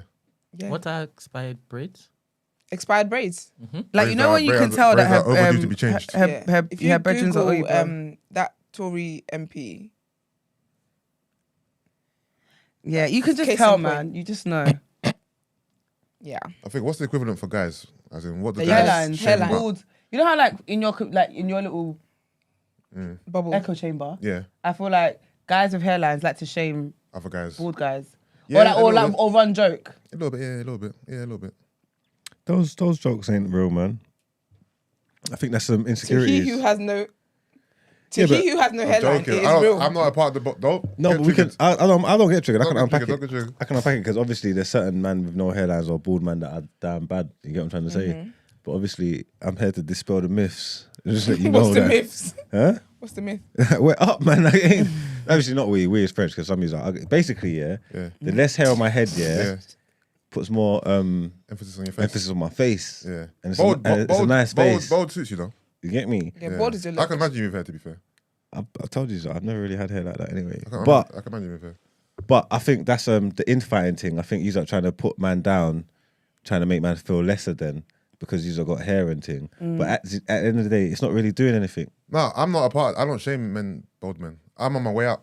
Because my hair grows so slow that I know in X amount of years' time that slowness is gonna evolve into boldness. You could rock a bald though. Because I'm telling you, my hair grows so slow. It's insane. Yeah, but you're You big could and do- hench and and you you got got a a- beard, and you so got a you could beard, do you bald. definitely You got could a do beard and you've got you could do bone bald structure normal. now. You but- could definitely rock a bald. No, but I've got Normal, the innit? Question mark. Yeah. I've got the hook back though. The question mark. You know what I Them mean? The out. hook back ain't It's really fine. the one for the bald head. I'm not gonna lie. By the time she gets It's better than being flat. And Or by the the time she Henri. gets to the You know what I mean? back, What's that?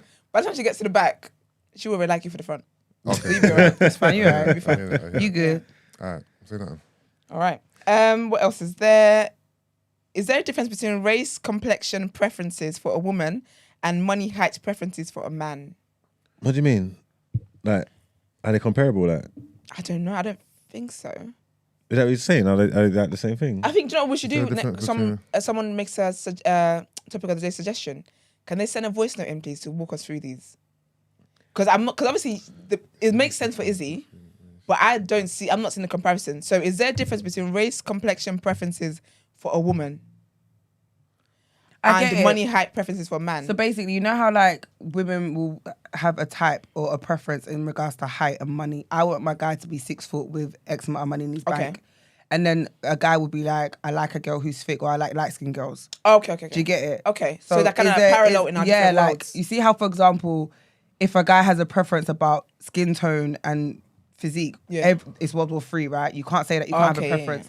But then we're allowed to say, You don't want a short guy he and needs want to him be rich. 6 foot, he needs to be rich, etc., etc. I don't think there's a difference because again, for each party, for each group, these things matter. But I don't think there's a difference personally. I don't know. I think it all just comes down to what you like, you know.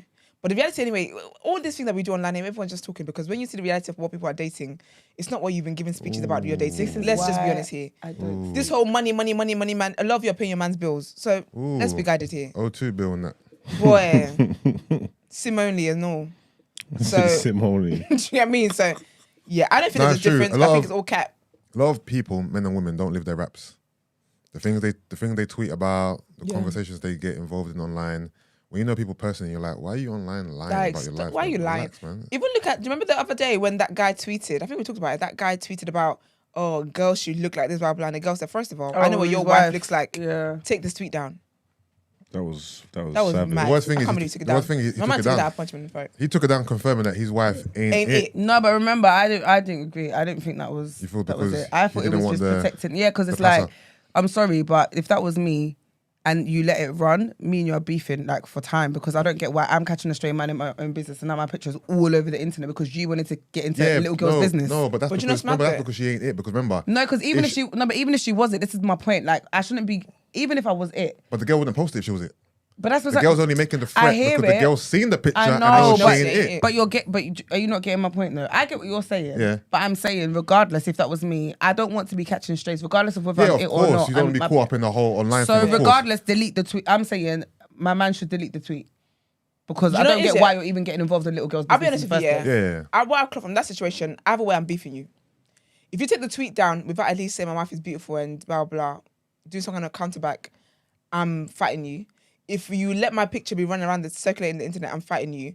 And I'm most certainly fighting you because why are you in people's business? Why are you out here? That is what I'm fighting the most for, because that's very icky. This girl's under 25 that's and so embarrassing you're almost 40. And then look at this. Agbaya. It ain't it. All right, so do we think there's a difference or? What's an agbaya? Is it like a big fool? Agbaya. It's like a big fool. You don't have to act your age. You're just big for nothing. Okay. Yeah. Add that to your vocabulary. Mm-hmm. It's a very essential word. I think that's it on that. We've really spent a lot of time on this. Let's get into our next headlines, please. Don't say we ain't doing nothing for you guys. That was a whole hour. That was an hour? What happened? No, he said that was a whole hour. But what did you say before that? Something about don't say we don't do nothing for you guys. Oh, absolutely. An hour. Let's go, man.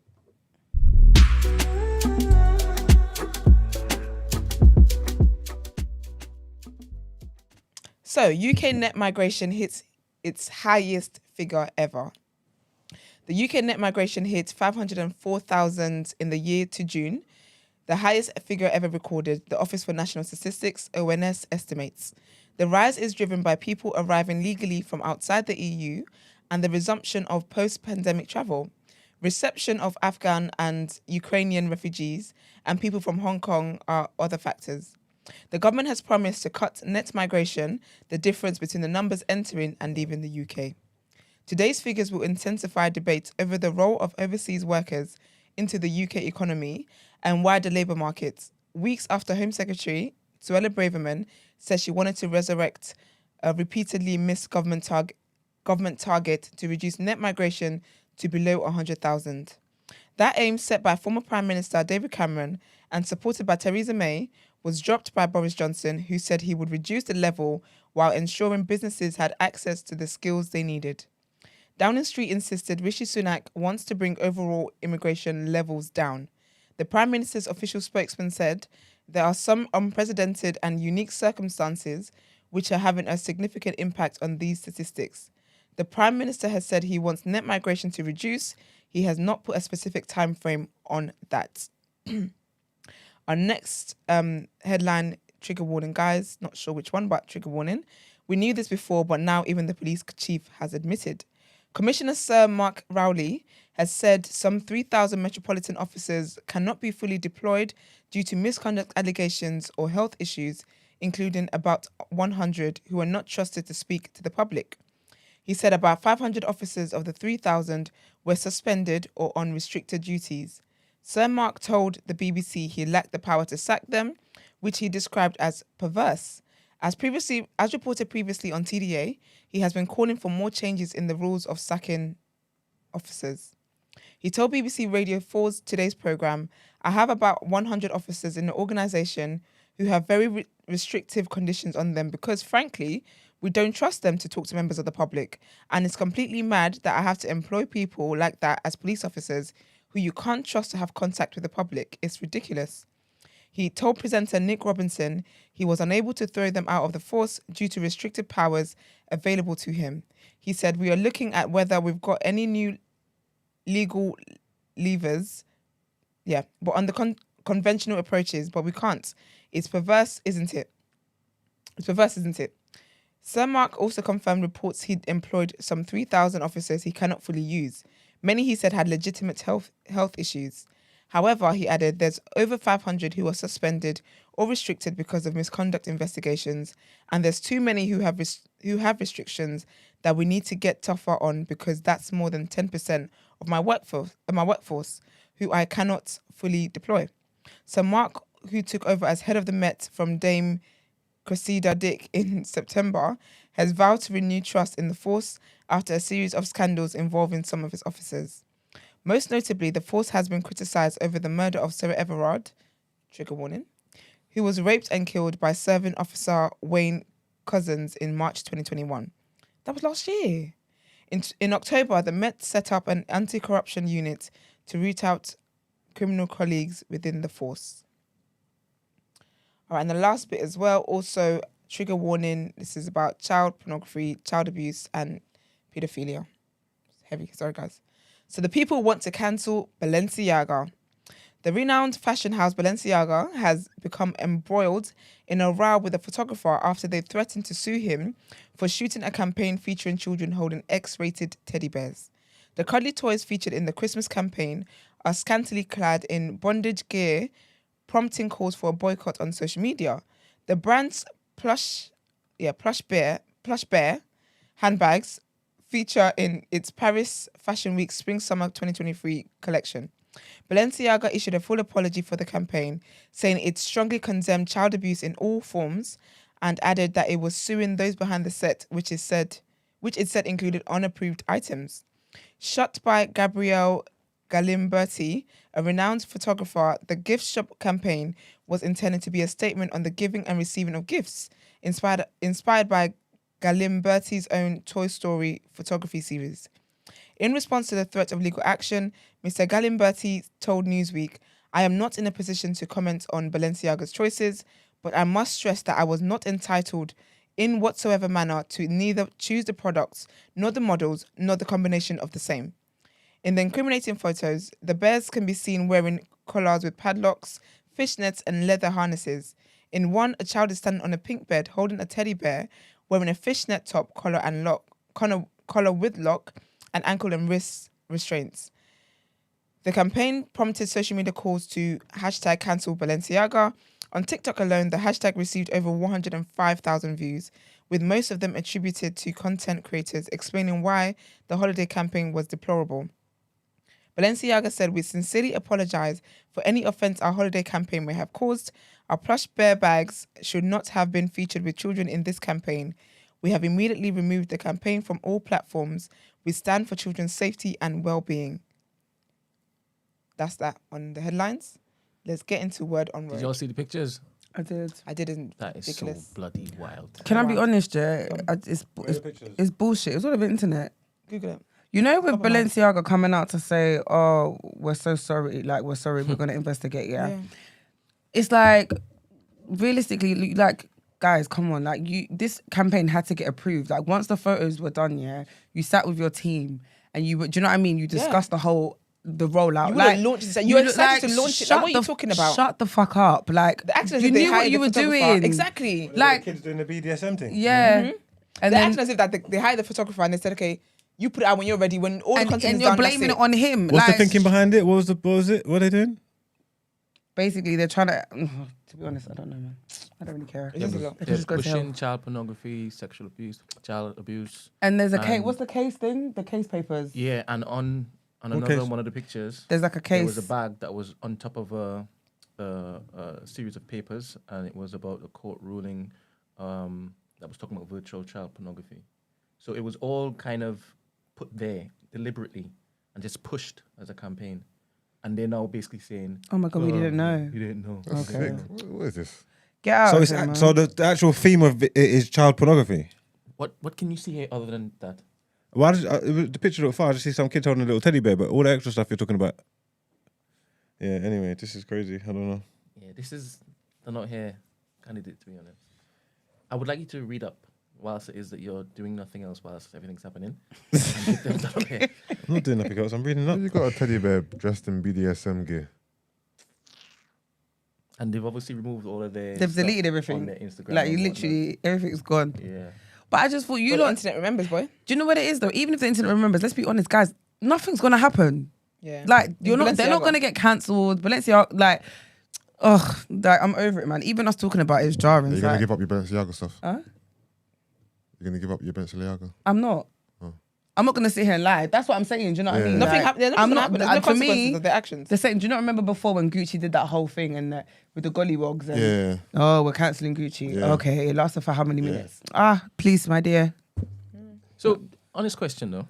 Let's just say the pressure intensifies, and it actually does come out that they were pushing this for years. Would you give up your Balenciaga stuff?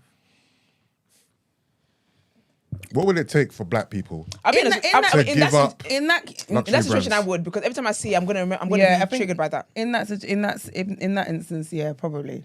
Yeah, in that instance, I would. I think if something is been like disgusting, if I find out there's some kind of underworks darkness something going on with something, I would, because I can't separate it. For me, when I can't separate something from someone or a brand or whatever, I'm done.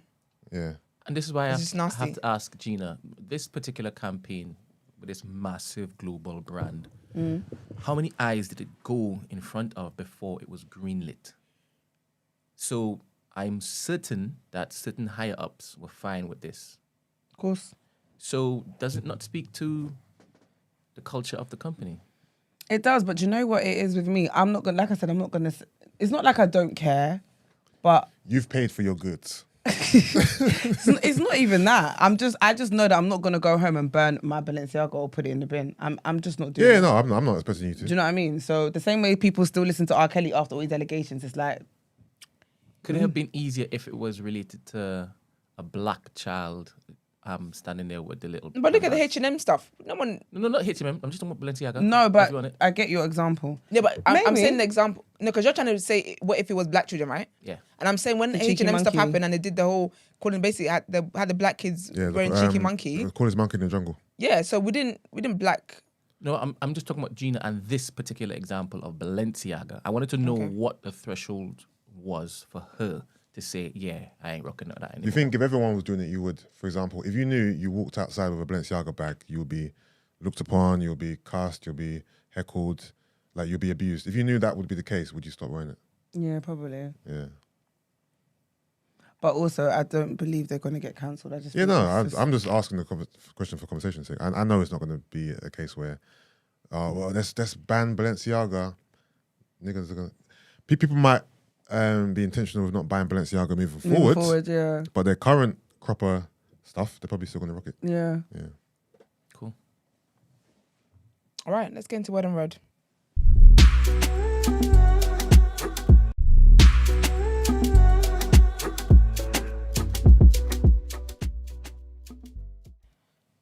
All right, so his name is Cuba, right? Cuba Gooding Jr. Yeah, Cuba Gooding Jr. He's had his first interview since he's pled guilty to one count of forcible touching. So hold on, that meme. Sorry, trigger warning. That meme when he's getting arrested. That picture of him. Oh, I remember that. It was real. Yeah. Is that from this? Yeah, the scandals. Oh. Yeah. I believe it's real. Bloody hilarious. But sorry, trigger warning, guys. Yes, trigger warning as in sexual assault. But yeah, so basically he's had his first interview since pleading guilty to that. And he was on Piers Morgan's Uncensored. And he's basically saying that he's 100% changed. He said, I'm going to read out some of his quotes from the show. He said, it's funny. Okay, so he said, I don't want this to stop me connecting with my fans. I don't want this to stop me connecting with the gregarious. Yeah, gregarious. Thank you. Behavior in terms of the positive energy that I have. I'm 10 times more aware of what is going on around me. And I just use that as my focus. He says, so basically Piers trying to talk to him about, how difficult it's been for him and blah, blah in the past and, how his difficult past basically cannot serve as an excuse for his behavior. And he responded and said, the answer to that is you have to live in your truth. And I know in my truth, I didn't want to disrespect anyone. He said, let's take the word my out. There's video footages of the interaction with these women that show the truth of what happened. And it's funny, so I had so many people come up to me in the street and say, I support you, I saw the video, blah, blah. So he says, he's just doing a lot of talking, if I'm being honest. and talking about how he doesn't want his fans to not see him as the good energy guy that he usually is and the good vibes guy that he usually is. And but that's not just he's pled guilty to one case, but that's not the only case that's come out about him, to be honest. So interesting to see what happens anyway following this. Obviously he pled guilty. I don't think the case is concluded yet. So yeah, it'll be interesting to see what happens from that. I just thought it was interesting that he came out and said that, you know, he's 100% changed and I guess he's learned his lesson and moving forward, which is fair, but... How do I stop this shit, man? Is that you? Yeah. If you drag the corner down, you can put the volume down. Yeah. I don't know. So it talks about, you know, he's been known for his good energy and blah, blah, blah. So we'll see what happens with that anyway. We'll see what happens with the case and all that stuff. I know like the most recent court case, he wasn't... The victim that the case was about wasn't the one that was there. It was another woman who was there, but her case didn't go ahead, I think due to like the time or something like that. But she was the one who was there, and he denied that one, even though there's allegedly receipts. And he said he says that a lot of the accusations, it was consensual. But okay, that's what they will say. So yeah, I'll keep an eye on that anyway and see what happens with that, all of that stuff. And then the next one that's been getting people in their feelings online is Blair Underwood, and he is engaged. But he's not just engaged, he's engaged to his friend of 41 years. And so people are having the conversation about, people, you know, a guy will say, you know, we're just friends, he's just a friend, and then you end up marrying her. So basically he was married to somebody else for like 27 years. He was married for 27 years and they broke up. They announced their divorce like 18 months ago. And with that, to be fair, it wasn't like a bad divorce in that kind of way, from what they said anyway. So when they announced it, they said, after a tremendous amount of thought, prayer and work on ourselves individually and collectively, we have come to the conclusion to end our marriage that began 27 years ago. Our proudest achievements are 3 children, 3 souls to which God entrusted us. We continue to be awed and humbled by the blessings of parenting. We have always put their best interests first and will continue to do so. We will continue to be the best of friends and co-parents and have the utmost respect for one another as we embark on this new chapter of our lives separately. So this was the divorce statement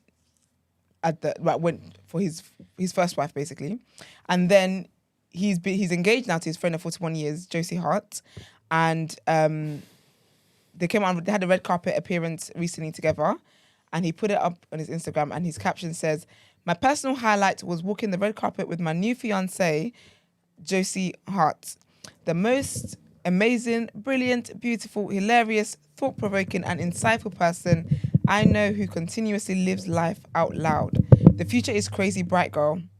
None of us ever know where God will guide our paths. She's had my back since before I even became an actor. When a 41-year-old friendship slaps you in the back of the head and blossoms into romance, you stand up, pay attention, and step forward in gratitude. Gently forward, it begins." And he said, #TriniLife. So, Brent, you people there. And it was very, very interesting conversation people were having online, basically. Just talking about, you know, you people talk about, you know, we're just friends. But are you just ever friends? You could be just friends. Do you know what? I'm not going to lie. I feel like there's different ways to look at it, right? I mean, he was married. Obviously, everyone's going to start thinking, this obviously started when you were still married and whatnot, right? Yeah. But that generally might not actually be the case. Yeah, I agree with that. And I think for them to even get to a place of being engaged, they kind of know what that's going to come with. Like, do you know what I mean? Like, absolutely. Oh, absolutely. Even like accepting it. Yeah. And actually seeing it as, okay, cool, you know, this is actually a thing. Like, are we actually going to walk into this thing and make this a thing? Like, it takes a lot. So I feel like their love is genuine. Mm-hmm. They know what it comes with. And bro, he's not married anymore. Like, he ain't doing nothing wrong, innit? It is what it is. Yeah. Let him live his life. He's just, And to be honest, like they do say though, like, you know, like the best relationships are like from friendships, innit? Like, there's probably not going to be any, besides his wife, his ex-wife, who knows him the way, like knows him for who he truly is. Do you know what I mean? Yeah. Yeah. So, yeah, man. Would you feel away if your man had a female best friend? No, because I have a male best friend. Okay. So like. Literally. And the world believes that that's my partner, but it's not. Okay. So, yeah. Okay. Fair. Yeah, I believe, I agree with that. I think that people can just be friends and then one day you're, something just happens. Like, I believe in like the people that are for you. I don't really believe that there's always one person for a person. It's not just one day. Sorry? It's not just one day, it just happens. When you got that guy best friend and your partner's telling you about them and you're telling them, no, it's not that. And then you sort of break up and then it doesn't matter how long it is down the line, 18 months, 2 years, it doesn't matter. All of a sudden something just happened. So when you talk about something just happened, I told you about this 2 years ago. But do you know what you're taking the piss. Yeah. No, but I think if my man, because I don't feel insecure by my man having like female friends or anything like that. Like I know, I mean, like if you don't make me feel insecure about it, I will not feel insecure about my position, basically. That's the question. So, does how they look matter to you? No, I don't. If they could be the prettiest girl in the world, that doesn't make a difference to me. Okay. For me, it's about how I like to feel secure in any situation I'm in. If I feel insecure in a situation, that's different. Yeah. So for me, you can... No. So yeah, the only time I will ever bring up an issue with you having a female best friend is if I see things that's inappropriate happening. Yeah. Do you get what I mean? Yeah. That's the only time I'll bring up the fact that, or if like she doesn't understand boundaries, like if that kind of conversation, then I will bring it up. Otherwise, I can actually believe that you guys can be platonic friends and something happens down the line. But a lot of times when people bring things, when people highlight the fact that you've got a female friend or whatever it is, it's never because there's a reason to think so. The person understands that you're friends. The person respects that you're the girlfriend. The person might even be dating and have their own situation going on. It's a personal insecurity. It's a personal problem, which some people bring up. Do you get me? So just speaking on what Mark said about, I told you, sometimes people are not telling you from a genuine, like, no, something inappropriate is going on here. Is their insecurity. But yeah. Do you know somebody wants to know if I read it and I wasn't going to ignore it, but of course you want to read it out loud. No, but and the response is, my dear, you need to redeal it. Me and Yusuf are never going to get together one day. Thank you very much. No. Sorry. That's not the one I'm talking about. Man says insecurity. Oh, what is it then? Brent, can Gina confirm if she's speaking about Big Man News? That's what she just... That's the same thing she said. No, that's somebody else. That was Ebony Onyx that she was talking about. Me talking about Yusuf being... No, it's not Yusuf. She's talking about... I know what she's talking about. Yeah, but it's not Yusuf. She's talking about her best friend. Her best male friend. I'm not going to say his name. But... Yeah. Most of that should be concerned. Listen, one thing about me, I like peace of mind. So whenever my peace of mind is missing from something, then I remove myself from that because I can't live a life like that. If my man has a female best friend or female friends, unless I have a reason to be concerned about something, I'm not going to be taking paracetamol for a headache. No, but if they get together afterwards, ain't that betrayal? It is what it is. I would have moved on anyway. It would definitely be like, oh wow, okay.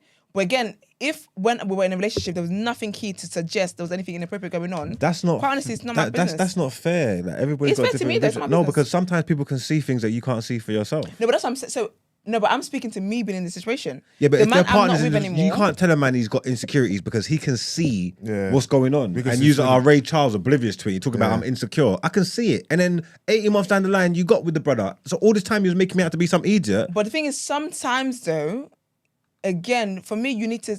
What are you seeing? Because sometimes there really isn't anything there. No, but if there wasn't nothing there, there wouldn't be nothing there. Like the fact that you get together after proves Marks, right, innit? No, Marks, no, it doesn't. Let me tell you why. How not? Sometimes people see things that's not there because of their insecurity. So sometimes it is insecurity. Yes. I agree. There's literally nothing there. If it's come to fruition, if it's come to fruition, using me, you telling me it was because of my insecurities is unfair. If it's come to fruition, okay. So if it doesn't, never. Then you're onto something. If you bring up to me, and you can say, do you know what? When he called you this, yes. When he hugged you like this, yes. When he did this, if you've got receipts for me, I will listen to it. But if you're just saying to me, oh, I feel like you guys are close, well, no shit, Sherlock. We're friends. We've been friends for years. For me, you have to bring something substantial to make me think, okay, maybe this is inappropriate. Maybe there's boundaries I need to set. But there's people who are just insecure at the fact that their partner has male friends. Like, they don't even have to be best friends. The fact that their partner has a male friend who they think is attractive or who they think is good looking or whatever, they're automatically insecure just from that. It's not even a friend they see often. It's probably a friend they see once in like every 6 months or they talk to once in a while. But some people are just insecure like that. Where even a stranger say complimenting them, they're like, what does that mean? Or what energy did you put? I've had a guy say to me, what energy did you put out there for that guy to compliment you like that? What are you talking about? I look cute, you idiots. Yeah, no, I'm not just talking about compliments or like just someone being attractive or something. Because if you do bring up that and the only crime the person's done is being good looking, then it is insecurities. You know what I'm trying to say? Like, but certain times you could pick up on energies. You could do it. You could do it. It doesn't have to be your own partner. It could be your friends. You can pick up. Sometimes people don't see things. There's certain times people connect on different levels and they don't realize it. You know what I'm trying to say? You can introduce two people and see them vibes and leave and go, right, you're feeling my man, innit? And then they go, no. And it's like, I was there. Like, you know what I'm trying to say? Like, I can see, I saw everything. Even if you're not aware of what's going on, I'm telling you, that just needs a little development. There's something there. And you can't just tell man's insecure because man can see what's going on, that you are, this is shaky. Like, regardless of whether anything's happened or I'm a human. Do you know what I would hear? These are my senses and my instincts. I'm telling you, see in this situation here, you might not even realize it. This is what the problem is. You might not even realize what's going on, but there's trouble in there. Trouble in there. What I'm trying to say. I just think sometimes people project, but I think for me, I would listen anyway if it was a case where my man is like, you're not being inappropriate with him, but the way he's moving with you, as a guy, I get what that is. Do you get what I mean? Because the same things as a woman, I wouldn't understand. Do you get what I mean? But if you're saying to me, do you know, as a guy, I see his play here. Yeah, that I would absolutely listen. Because 100% listen sometimes it's not about what we think you're gonna do or what you're thinking. It's about what the other person's doing. The person's gonna do. And I could, like, I would accept that. Oh, who's that guy? Oh, he's just my friend. Yeah. No, nigga. He wants to fuck you. All right. No, nigga. The thing is, and I've seen these things play out in real life. Yeah. I've seen girls say, "This is my best friend. This is my friend," and later on, what's happened? He's played his cards now. Oh, I thought it was just your friend. Yeah, I told you he wasn't just your friend. You know what I'm trying to say? But you know what? I've seen it for myself. And you know what? And for me, anyway, I understand that. And if a man says that to me, I will absolutely think of the situation. Like, I'm here for boundaries. I had a male best friend. He got a girlfriend. I took a step back. We're cool now, but I'm not all up. I'm not doing bestie with you the way we were, because you should have your partner should be your new best friend. I'm very respectful in that manner. Do you get what I mean? And so whatever relationship I'm in, I'd of course want to be respectful to my partner as well. But some guys out here are just insecure. And so there's nothing I can do to help you with that. But do you know what I also believe though? With sometimes God's plans. The concept of sometimes it really was platonic, and what God willed is that you're going to end up with this person who's been in your life from day one. So sorry, you got to charge to the game. Girls take the piss, man. You don't get away with murder, man. Do all this shit. No, we don't. And then try and psychologically psych man out. Because talk about he's insecure and he's this and he's that. Some guys it goes both ways though. Like, guys can have a female friend and like, she's just a friend. Exactly. And then you break up and then they get together. And the guys love that one. Charge it to the game, baby. Them man are strange. And any man with Gary talk about as his best friend are strange anyway. Really? Yeah, they're strange. Like, men, so do you generally think that men and women can't have platonic friendships then? Oh no, of course you can. Of course you can. Definitely. I think you can. So what are you talking about then? No, you're saying best friend. Yeah, but you can have a title. That's my best friend. So you don't have a female friend that you're like extremely, extremely close to. That's like do you know what I mean? You might not use the term best friend, but do you understand what I mean? Like, she might as well be, but because you don't. No, my closest friends are males. My closest friends are men. I have platonic relationships with women, but I'm only just developing them and building them now. But obviously, I don't like. I think human nature, men and women. I just think, you know, like birds and bees. I think we're supposed to do this shit. I honestly think this is what we're here for. So even like friendship relationships, I don't think it diminishes your relationship because you have had sex or anything like that. You get me? I think you can actually have a proper, meaningful friendship with someone that you slept with. You get me? Obviously, if you're constantly sleeping together, then lines get blurred and things that happen. But I don't think you can say someone's not your friend because you've had sex with them. I think that's a lie. I've grew up in the hood and been around too many people and got too many people that I know are my friends now that I've had sex with when I was a teenager and shit like that. Like, do you know what I'm trying to say? That to know that it's not really true, it don't matter. But I feel you. Yeah, it's just, I think a man's,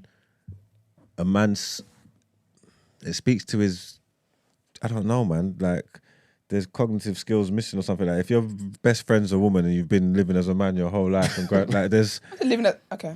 Never mind. No, I'm just saying, like, it's weird. I hear what you're saying. You could be close. Don't get me wrong, because men and women talk differently. We have different conversations. Obviously, you can do the open thing and very rare, but the way our rapport, it's just different, innit? You know what I'm trying to say? That so even your female best friend who you are, there's certain conversations. I'm not saying you can't have with her, but the way you bounce off each other, it's not like when you're with the man. Them like, do you know what I'm trying to say? Like, it's not the same shit. It's obviously because men are men, women are women. Would you parallel that to race as well?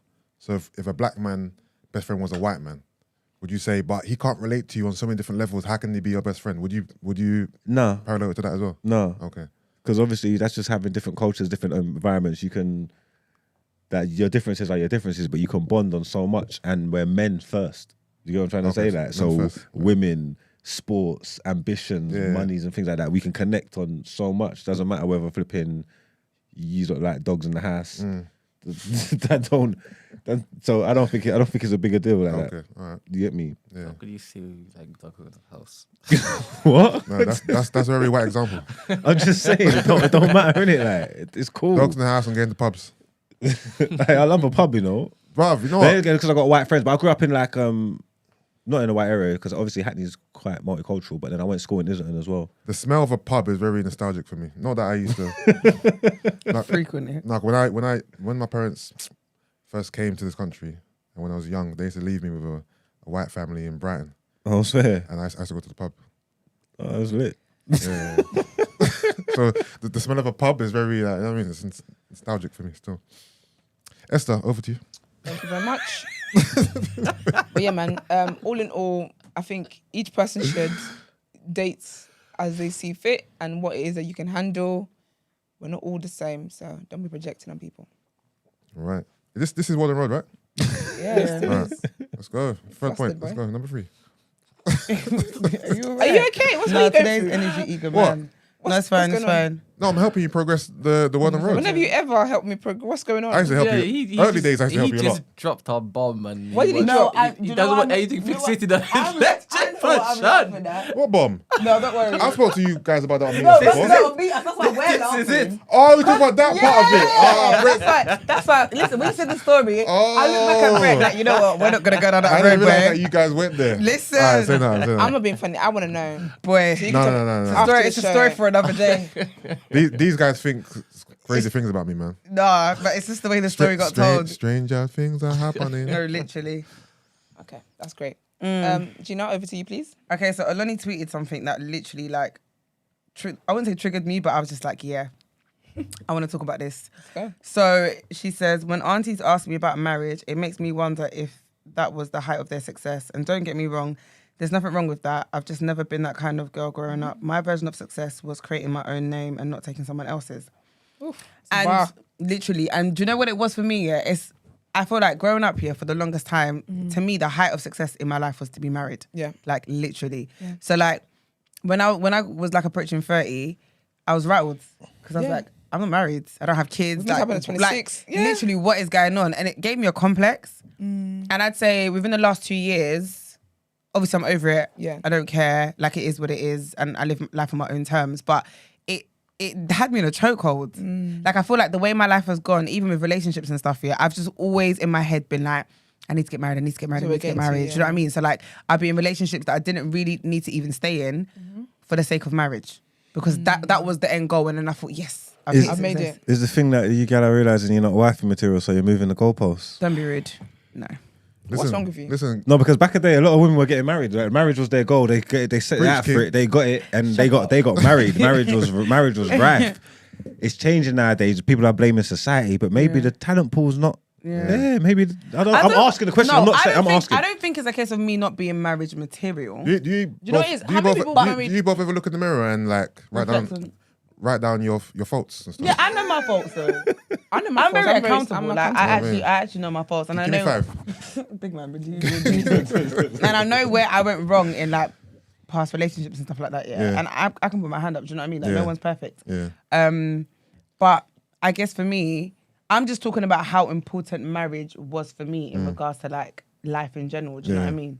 And feeling complete. Do you get what I mean? Yeah, I get you. Not necessarily. And you know what, Marks, you might be right. No, maybe Marks, I'm not let me tell you why material. Marks is not right. Let me tell you why It Marks is is what not it right. is, baby. Let me tell you why Marks is not right. What's going on? What's that? Brent, the screen.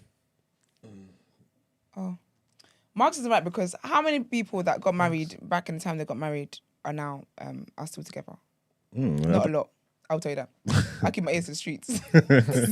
Not a lot. I think that times have changed, and that is why like marriage and all these things, it's basically changed with times. Okay, like, sorry to cut you. Yeah. So what do women want then? Yeah, because I know, I don't want to say I know for a fact yet, but I know like women back in the day wanted those things. Yeah, a lot in it. That's why they got them. A lot of women, that was the goal. Even like speaking to my mum and stuff like that. Like she was a certain age, she wanted kids. Like she wanted kids and stuff like that. These are just things that she wanted, and once you get, like you're saying, that's the goal that they set for them. Once you get them, they were happy. She's got what she wanted. A lot of women, marriage, that's the bar. They strive, they go there, they reach it. So obviously the sentiment's changed, isn't it? What do women want nowadays? What are you not going for? Do you know what is first everything of all, with that no, but with that I want everything. We can't. When we have the conversations, there isn't like a standard thing where all women want. Like women we don't all have a consensus of, okay, girls, this is what we all want on this Tuesday afternoon. It's not that. But also, a lot of women that got married back when they got married, it was a thing of like kind of survival provision for those reasons. Not many women like worked back then, or even when they wanted children, it was difficult for them. I feel like getting married back then was a source of provision. Do you get what I mean? Which is why Gina said she wants everything. Because women today, we can have everything. Back then, you were either picking a career or being a woman who's married. You couldn't have both. But today, we can have all of it. So that's what a lot of women want today. A lot of women who want marriage, they don't just want marriage. Like, I get what Oloni is talking about in terms of success, because that is true. Like, even so much so in like I've heard people who are kind of successful. I don't want to name anyone just because you never know, but women who are successful in the scene and whatever, and they're achieving these things and these things, and parents are like, yeah, you've achieved all these things, but you still don't have a husband. Because again, it's that viewing marriage as as a woman, that is the ultimate success, but it isn't. It's one of successes that you can have. In this day and age, in these treacherous times that we're living in, you get me, like nothing meaningful, boom, boom, boom, boom, like relationships not lasting, everybody doing all this talking stage crap and not getting nowhere. Everybody's moaning about the state of the game, Yes. Ain't marriage still a good prize then? Because if you get there, then ain't you done something good in comparison to everything that's going on now? It is, but the difference is that back, the way we were raised, marriage was the ultimate success. So it doesn't matter what you do in your career. Doesn't matter if you're the one who brings the cure for cancer. Are you married? No, you're not. So your success is capped. Do you get what I mean? But now today, marriage is not the only success that women want. It's not like it's not the definition of what success is anymore. And that's the difference. Do you get me? I don't know if what I'm saying is making sense. Well, I don't know. My friends that are married, my female friends that are married as well, they walk around with a different pep in their step. Yeah, but they think they're above all you bitches. No, I mean, it's fine, and that's absolutely fine. Yeah, and I do think that some, not all, I've experienced it. That some people feel that they have a certain privilege and will look at you differently or speak to you differently based on where they're at, and that's fine. Like, do your thing in it.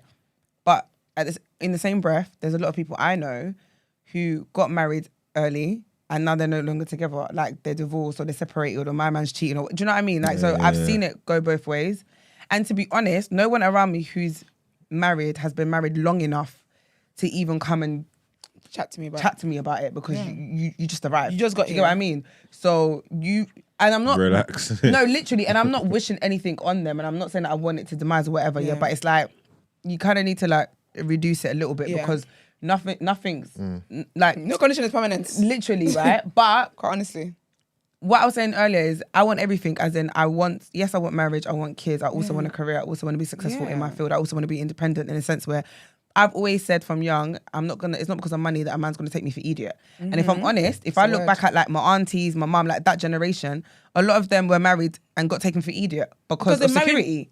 Do you know what I mean? You lot aren't happy in your marriages. I don't think I can look at like the people around me who are still married or have been married for like years and say that you have a happy marriage. Like, do you know what I mean? And that's the honest truth about it. And although you're getting on to me about being married, you're clearly not happy in your marriage. And do you know, and do you know what? I haven't met, because I also know people who got married and who are divorced now. And I don't know, the advice they give me all the time is, do you know what? Like, be who you want to be as a woman, work on your career, like live life for yourself. Don't let marriage be what you carry on your head. I've never had anyone who's been divorced who got married at the age that we all thought we were going to get married and who is now divorced say to me, do you know what? oh, I wish I was still married, or I wish... No, they've literally got divorced, and now they're living their best lives in terms of like knowing themselves more, working and like studying more and building businesses and doing all these other amazing things. And they say to me, because I do want to get married, but they say to me like, don't let that be... I mean, they know it isn't anyway, but like, that's not the only way to judge success. Yeah, that's not fair though. That's not fair because there's loads of people that are happily married. No, of course. Listen, we're not saying people aren't happily married. I also follow happily married couples and I get advice from them, and that's all great. However, even in those situations as well, I'm still getting women who are happily married, who have a beautiful marriage that you would look at and you'd be like, oh, I want something like that. They're still even telling me, do you know what? Get yourself together as a woman before like you get married. Like, marriage is not everything. I hear married couples who have healthy marriages say this all the time, because again, the way women were raised, I don't know how guys were raised, but I'm going to get to that in a second. The way women were raised is that marriage is the be it and end all. If you achieve everything in the world, but you're not married, you're not a woman, or you're not that successful. And the thing is as well, we have this conversation and guys want to talk about, oh, like, you know, the way the dating scene is this way, and women are wanting this, women are wanting that. At the end of the day, women are not going to marry themselves. If guys were really on their game and more serious as well, a lot more men would be married. They're not. A lot of guys are not trying to be serious these days. So it's not even a one thing where it's like, oh, it's the way women are. Women have changed and society hasn't changed. Nothing's changed. It's just women. Women want more for themselves, blah, blah. Okay, but the guys are not bringing to the table what needs to be brought to the table. The guys are not wanting to commit. The guys are the ones talking to this girl and talking to the other girl and cheating and doing all these other stuff. Like, not saying women don't, but women cannot marry themselves. So if we're going to be a society where everyone wants to get married, it takes two to get married, doesn't it? Yeah, no, definitely. So, yeah. But I think women were carrying themselves different and making themselves wifey material, like looking like, you know what I'm trying to say? You're like, auditioning for men. And women don't want to audition anymore. That's no, the problem. I think a lot of it was like pantomime though. Do you know what I mean? Where you had to like, obviously prove. Now, you had to prove, innit? Like, whereas now, obviously women are a lot more independent and they're fine doing things on their own. Do you know what I mean? Whereas I feel like back, like I said, like with my aunts, my mum, like that generation, they'd settle just for the sake of being married because it comes with like stability. Yeah, it was better back in the day, man. I can't lie. Was it? Because they're miserable. I'm sorry. I don't look at marriages back in the day and feel like, oh, I want that. Yeah, but I do feel like, but I do feel like they were a lot more straightforward though. Because than like our generation, we have so many like rules, regulations, loopholes. And we're the social media generation, innit? So it's like everything's dictated by what's put online. Well, not for everyone, but do you know what I mean? A lot of people follow what social media says and like and how people behave and stuff. Whereas with them, they kind of just did things on their own terms. It was necessary though, all this stuff that they was doing for the survival of the black family and that. Like, there's a lot of people that are our age, like, and we ain't got families and that. So it's like we're not even helping the future generations. We're not doing our part. Do you get what I mean? Yeah, but do you want to settle down and get married? Potentially. Okay.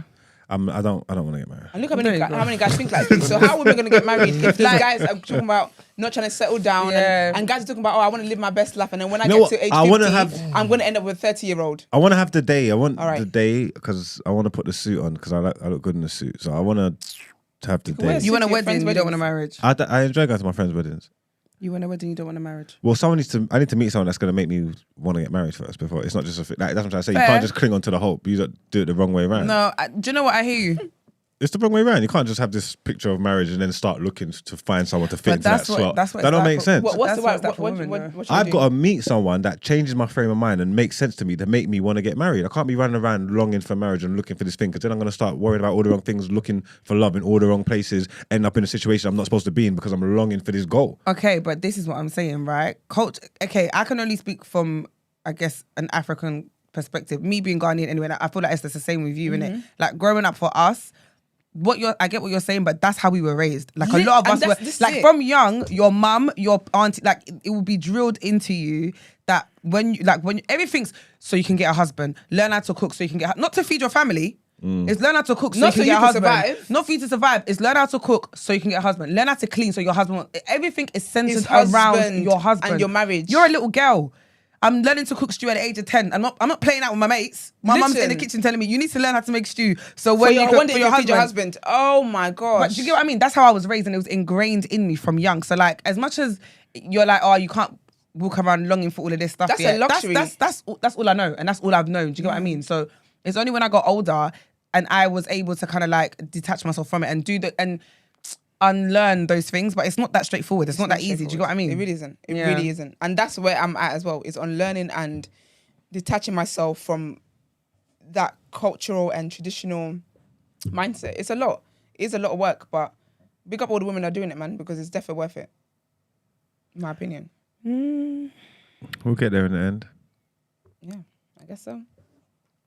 And the last is the longest show ever. This is ridiculous. And the last is about is Stormzy's letter about his album. So his album's out today. This is what I mean. And of course, as always, Mr. Rotation will take us through it on Monday. We had a letter where I just thought it was so cute. So the letter says, when Tyler, the Creator, released the masterpiece that is Igor? Igor. He shared a message with it and I wanted to do the same, but I was hesitant. Mainly because I would love for my music to do all the talking, but I thought I'd share this message anyway. I do a lot of interviews and I forget that everything I say will be shared far and wide, which is probably naive of me. Things that I say in real life don't feel the same when I see it in text. I feel like I overshare, which makes me feel naked at times, but I do it so that you guys can understand me a bit better and to give the art that I make some context. I'm never ever purposely trying to defy genres or go against the grain. I'm never trying to do what is unexpected of me or what is expected of me. If I rap for 7 minutes, it's because in my spirit, in that moment, I just really wanted to fucking rap. If I sing my heart out, then it's because my soul just absolutely had to. I love music. I love music. I will rap for the rest of my life. I will sing for the rest of my life. I will make art for the rest of my life. And at no point will I ever do any of those things for any other reason than I just wanted to, and it just felt good. I'm not a calculated mastermind with the ability to gauge what kind of music to make and when I will make it. I literally just feel and then let it out. People been trying to box me in for years, but I hope this chapter at least makes my biggest critics say, hey, he's shit, but he loves music, and I guess he's gonna do whatever he likes. LOL. I pray you listen to this album in your own time, whenever you can. Listen to it properly with no distractions. I pray you listen to this album with an open heart, and if you hate it after, I promise to God, I'm perfectly fine with that. I'm just grateful that you listened with openness. I pray that it moves you and captures your imagination, and I pray that someone somewhere feels it. This is what I mean, and it's what I've always meant. God bless Storms. Yeah, so we'll talk about it on Monday, but everyone listen with an open heart as Stormzy has asked you to. Where's it dropping, sorry? Today. Out today. Oh, it's out now? Yeah. I can listen to it? Yeah. Oh, jeez. Okay. Yeah, it's really, really good. Is it? Yeah, I really like it. But we'll talk about it Monday, and let's get into Sis, What Would You Do? Round 3.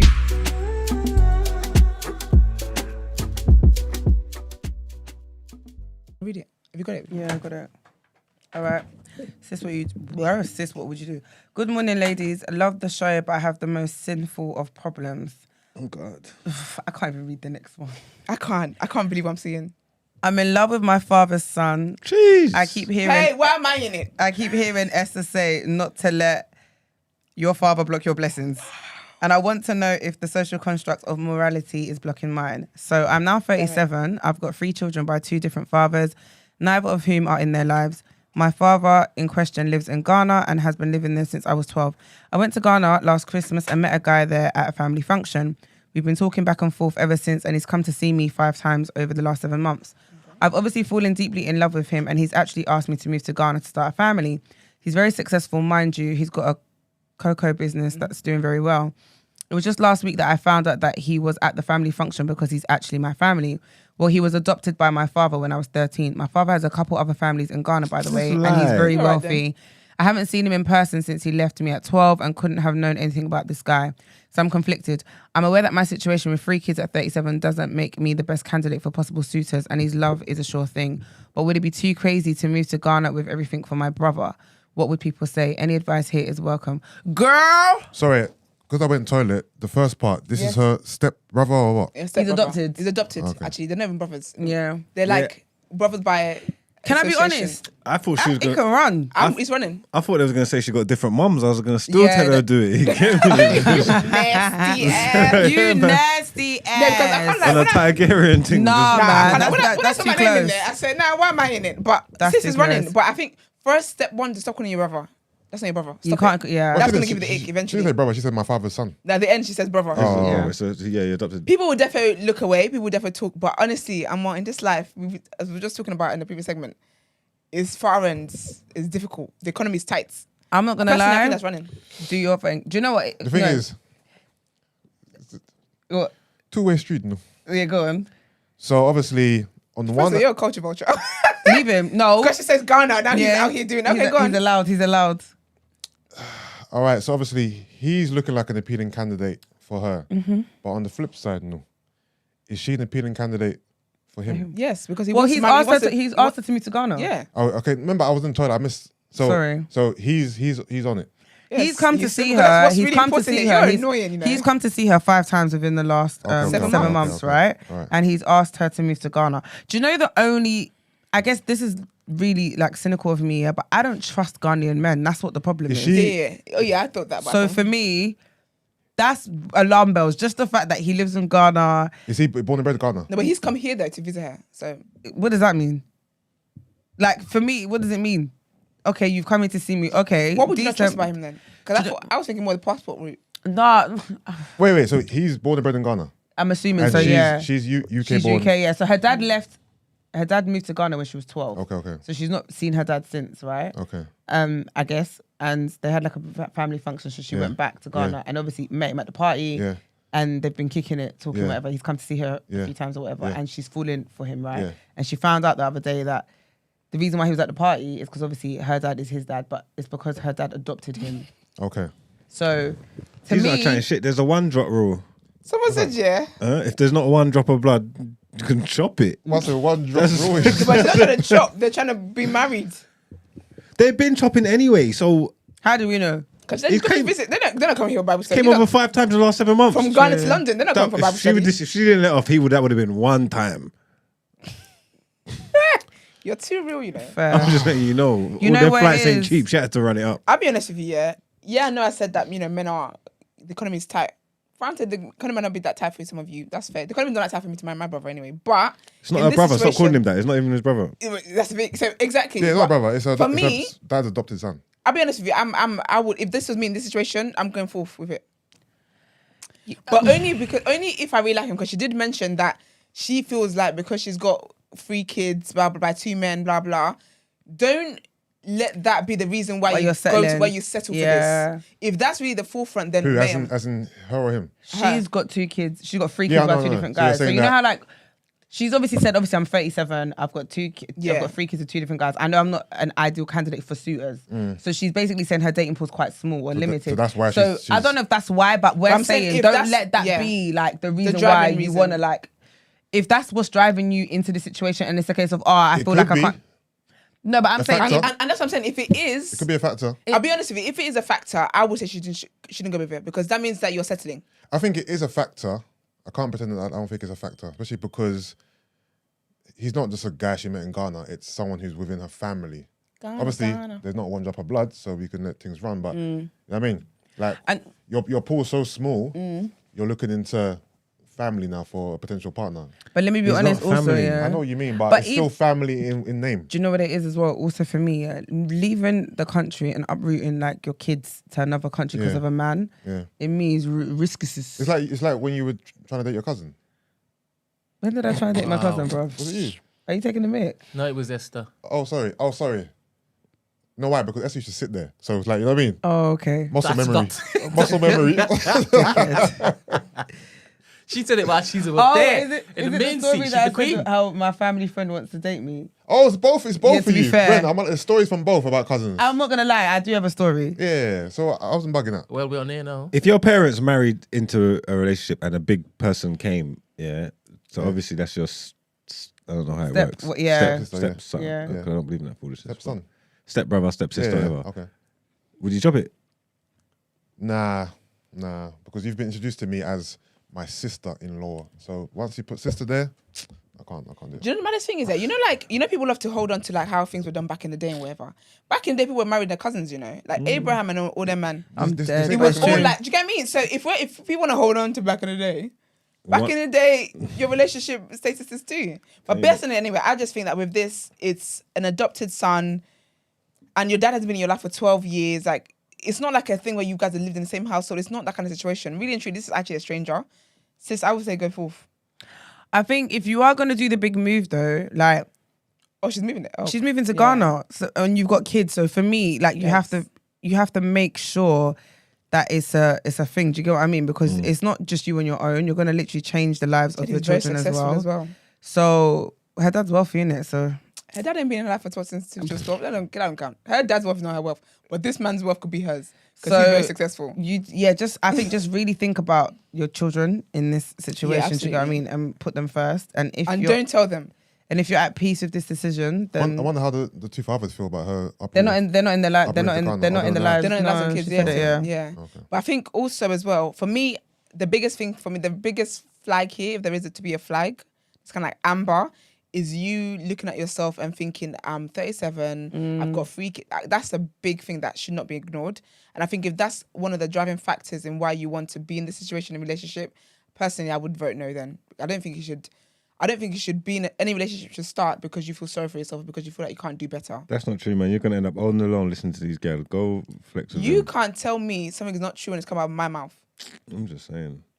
You need to unsay. Once you get to a certain age, all you're looking for is that's what companionship is. This is what these people are about. Like all you're looking for is all the people are looking for is someone to die with. Once you get to a certain age, you don't realize that until you're old enough. You speak to certain people of a certain age. Once you get to a certain age, all you're looking for is someone to die with. Some people get their person from early, pattern them up, and some people start waiting until late and scramble and go and find them. You get what I'm trying to say? That, and she's clearly coming up to a point in her life where she knows she's got decisions to make, and she's thinking about who she's going to be and where she's going to be in the market, and she needs to start making plans for her future. Unless she wants to be 45 and alone. Might have an extra youth burden as well. I'm reading this now. It does sound like she's on a settling kind of vibe a little bit. Yeah, she's not settling. She's trying to pattern. I know, but don't take their advice and you end up 45 and alone, and then we see where you are. What's wrong with being 45 and alone? Huh? It's not a disease. There's nothing wrong with being 45 and alone. No, but she didn't want to be alone when she was. She didn't want to be alone when she was 37. Because she keeps talking about her situation. So, you know what I mean? She didn't want to be alone when she was 37. So by the time she's 45, I'm guessing that's going to grate on her a bit. You know, guess it's going to play. I can't even argue with that. I can't argue with that. Fair enough. So everything else you said, I can argue with, but that you just said, I can accept that. Yeah, don't block your blessings, man.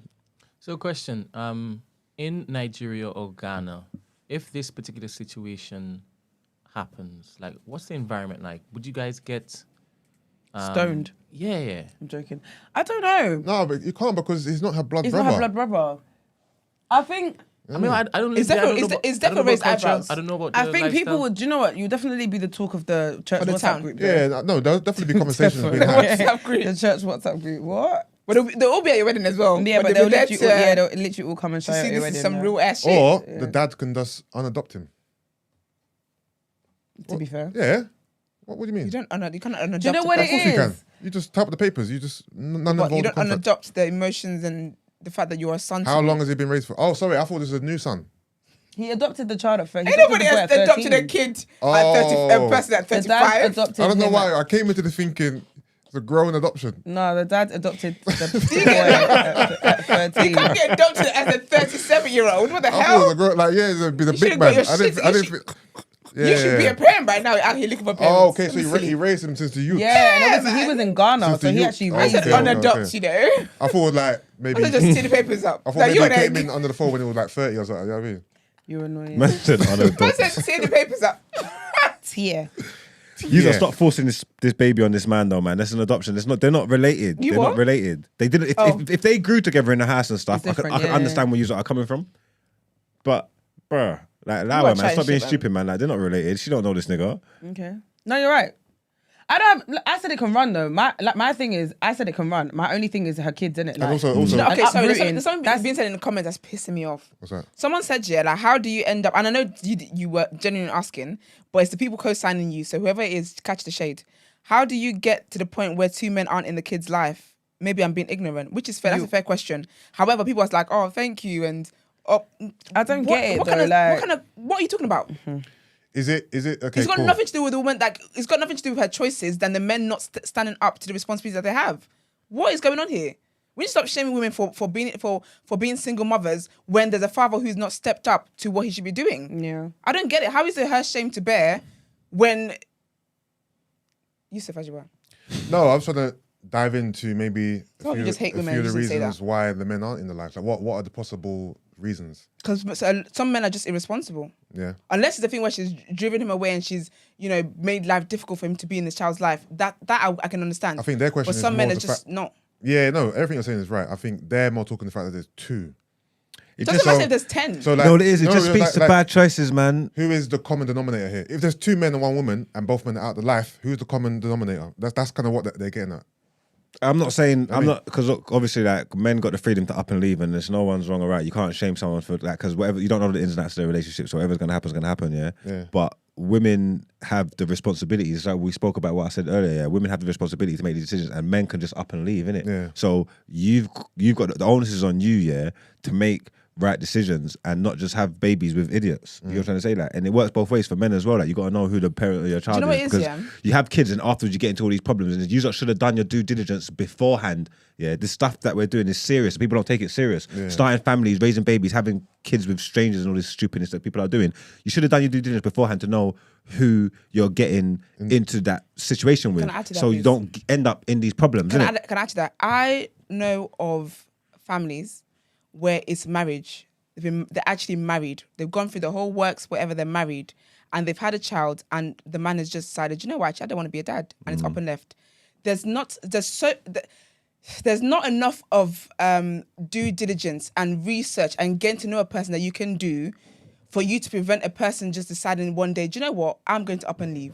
So this is why I'm very, very passionate about people putting the blame on a woman if the father's not around. Even when you think about in your real life, how many people would have switched up on you after years of knowing them? So why then do you think that that's not possible in a situation where you've had a kid with a person? There's literally men who just wake up one day and be like, I don't want to do this anymore. And I know they're women as well, but society comes at women more, which is why I'm speaking on women right now. Yes, she chose the men, okay, but I don't think she would have intentionally chosen a man who she knows will not be there for her children. Clearly, this is something.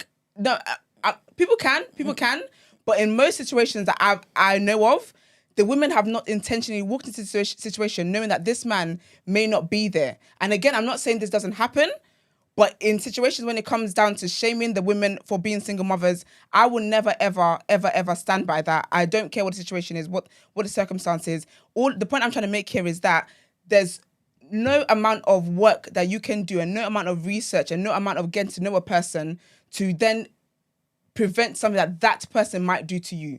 But then it's not possible. But then what if it's a situation where you're just fucking a guy? You don't know that you're just fucking each other, right? Yeah. And then you get pregnant and your agreement prior to all of this is we're just fucking. And he's made it clear and you also understand that that's not where we're at, right? And then you get pregnant. But again, you have the choice, right? So you've decided to keep the baby and he's made it clear he doesn't want any parts and he's not going to be in that child's life. In that situation, you've made that decision in the getting to know stage to be with, do you know what I mean? Like in that situation, I feel like, I get what you're saying, but I do also feel like there is also accountability as well. Not saying that, there are guys who, I'm not disagreeing with what you're saying, but I do feel like there does also have to be some accountability on the woman's part in regards to like the choices that have been made. Do you know what I mean? Yeah. Because in that scenario, to it's me, just it's that like, blanket judgment that the problem is because everybody's situation is different, And innit? that's- So that's we're what I talking have about issue this woman with. and we don't know Yeah. what the situation. Like she could totally be at fault. Exactly. She could have In had that 2 one-night situation, stands with 2 exactly. strangers, or she could have been in proper relationships and the Yeah, men of course. switched up on her, Exactly. and we For don't me, and it's we the don't know. blanket. It's the the thing is, I'm literally not. I wasn't judging no. her. Yeah, Like, I exactly. didn't read it and think, oh, you got 2 kids with And that's 3 my kids with 2 issue. different guys. Like Exactly. that wasn't where my mind went when I read this And thing. that's Do you my know what issue I mean? is that people don't think like that. Like every situation, every circumstance is different, of course. So the argument I'm doing now is mainly to this whole blanket of you just assume that she's been irresponsible, she's been less than smart in her choices. You don't know what a person's situation is. They're literally married women. They were married. How sure do you get about a person than marriage? And the person like, actually, I don't want to be a parent and I'm off. Do you get what I mean? For me, what I have an issue with in society is just this blanket statement that because a woman's not a single parent, automatically like you must have done something, or because it's 2 dads or 5 dads or 10 dads, it must be you. You're the common denominator. I can't buy into that. I can't remember the intricacies, but I remember years back I went to Ibiza and I met this group of girls, right? And I can't remember all the details, but there's one particular girl, she had, I think, 4 kids by like 3 different guys, or maybe it was like 5 kids by 4 different guys. Anyway, the numbers were quite high, right? And obviously, of first instinct, you're thinking, rah, how do you get yourself in this situation, kind of thing. But she broke it down to me, and it all made sense. Yep. Like how every relationship started. You told me this. Yeah, how it started, the length, how everything ended, and how she got into the next one. I'm like, okay, cool. I know how society might view you by you saying, yeah, I've got 5 kids by 3 different guys or 4 different guys. People might look at you and judge. But the way she broke it down to me was like, this all makes perfect sense. And she was in her mid-30s or, mid to late 30s. So what'd she say? I can't remember. I started by saying that. But he spoke about it before, though. I started by saying, I don't remember. Can you remember, Gina? No, but I think it's basically she had the relationship she'd been in was like okay, cool. Let me try. They were all like, you know, long-term relationships that didn't work out for whatever reason. It wasn't like, you know, they were like deadbeat guys, or she was having a lot of one-night stands, or being. I don't know. They were all relationships, and everybody's perspective on these kind of things are different. Because for me, I just think that real life, like people like project stuff and say things. Yeah, but real life's always totally different. That's what I always find. You get me? Everyone has to chat shit, but my life growing up on the States and in the hood where I grew up, that's a reality for nearly damn near everyone I know. So it's not even like the way that society has moved, like it's frowned upon. It's not really. Like most people I know their parents got mum's got multiple baby dads. My mum's got multiple baby dads. Like, you know what I'm trying to say? Like, it's just all the same shit. Like growing up in the ends, this is the shit that goes on. But people want to make out like it's a bigger deal than it really is. It doesn't speak to anything. Like you can't judge someone. Like you've even seen people in the comments chatting shit about this girl and they don't know her. Like you can't judge someone because they got multiple fathers, because you don't know what the situation is. And at the end of the day, it's not like a gal for breed. Like it's it's normal shit. Like this is the whole purpose. This is why I go on. So I don't understand why everyone's making like it's a big deal. Like it is what it is. Like you were saying, I just think the blanket statements and judging people when you don't know their situations is a bit. You get what I'm trying to say? Is a bit much. I always think as well is wild when people do stuff like that. I think you go around like saying stuff like that. Yeah, like you don't know who's in your proximity, who's around you, like which of your friends this could be, and then you go around and say these mad things, and then you people want to come months later and be like, oh, check on your friends. Sometimes your friends don't confide in you for clear reasons because you're out here on tours trying shit. It's mad. But anyways, what is our final advice to her? Run the thing. Go do that, man. Run it. I think sis. Run it up. Get yours, sis. All right. Well, that's that on that. You guys know if you want to send voice notes, text messages in for asking for a friend, sis, what would you do? The number is 075-6484-1073.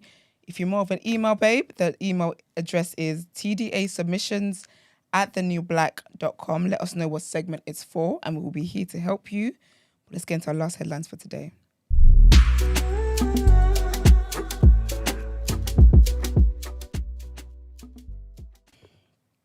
Nurses will be going on strike next month. Nurses in England, Wales and Northern Ireland are to strike for 2 days next month in what is set to be their biggest walkout in the NHS's history. The Royal College of Nursing, RCN, announced strikes on 15th and the 20th of December in its pay dispute with the government. Nurses will still provide emergency care, but routine services will be hit. The RCN said it had been given no choice after ministers would not reopen talks, but the government said the 19% pay rise demanded was unaffordable. RCN General Secretary Pat Cullen said ministers have chosen strike action. Nursing staff have had enough of being taken for granted, enough of low pay and unsafe staffing levels, enough of not being able to give our patients the care they deserve. Under trade union laws, the RCN has to ensure life-preserving care is provided during the strikes, which will last from 8 a.m. to 8 p.m. This is likely to mean some urgent cancer services, urgent tests and scans, and ongoing care for vulnerable patients will be protected alongside A&E and intensive care, although it will be up to local health bosses and union leaders to negotiate exact staffing levels on strike days. But it seems almost certain the walkout will increase the backlog in non-urgent hospital treatment. A record 7 million people are already on the waiting list in England.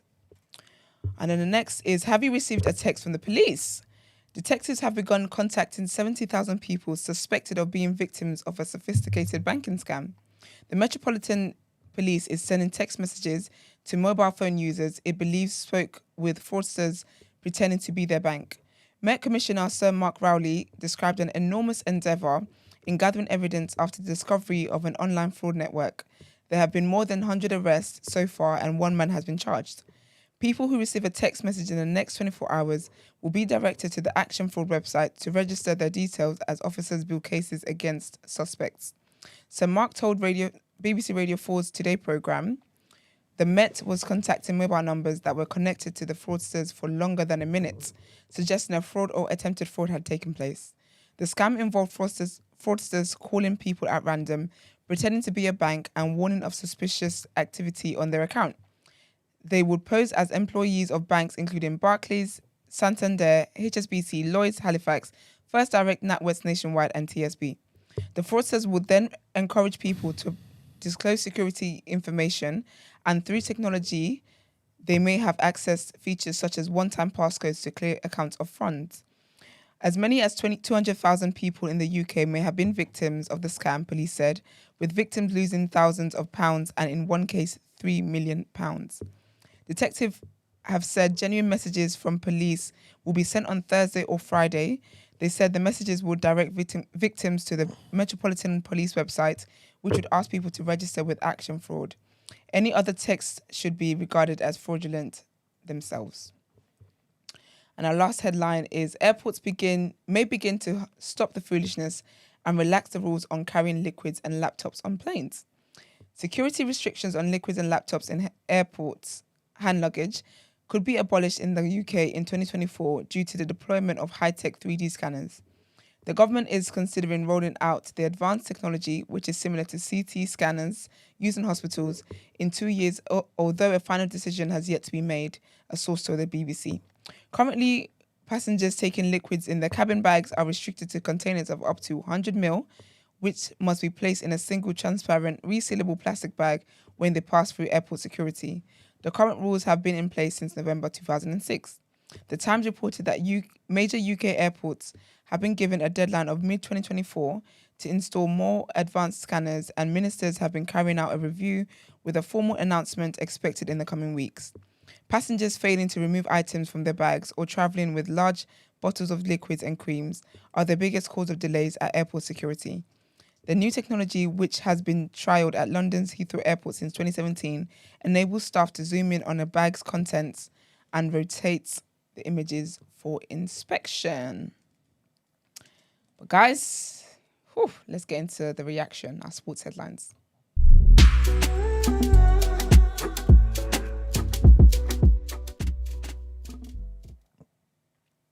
Welcome to the reaction, Esther's favourite part of the show. I actually love it because of the World Cup season. I'm in this. You watch any games last night? I watched Ghana's one. Did they win? No. Goddamn. They could have. Do you know what? They could, bruv, that match, it had me on edge. They could have drawn the game at the end. Do you know what annoyed me? That one last goal. Like, how are you slipping and sliding? Are you bambi? Like, do you know what got me? How do you try to be cheeky to get one up on someone and then you drop? No, that... Nah. Oh, I was fuming. As you're working. Well, sorry. The girls are invested. The girls. The girls are invested. Can't do it.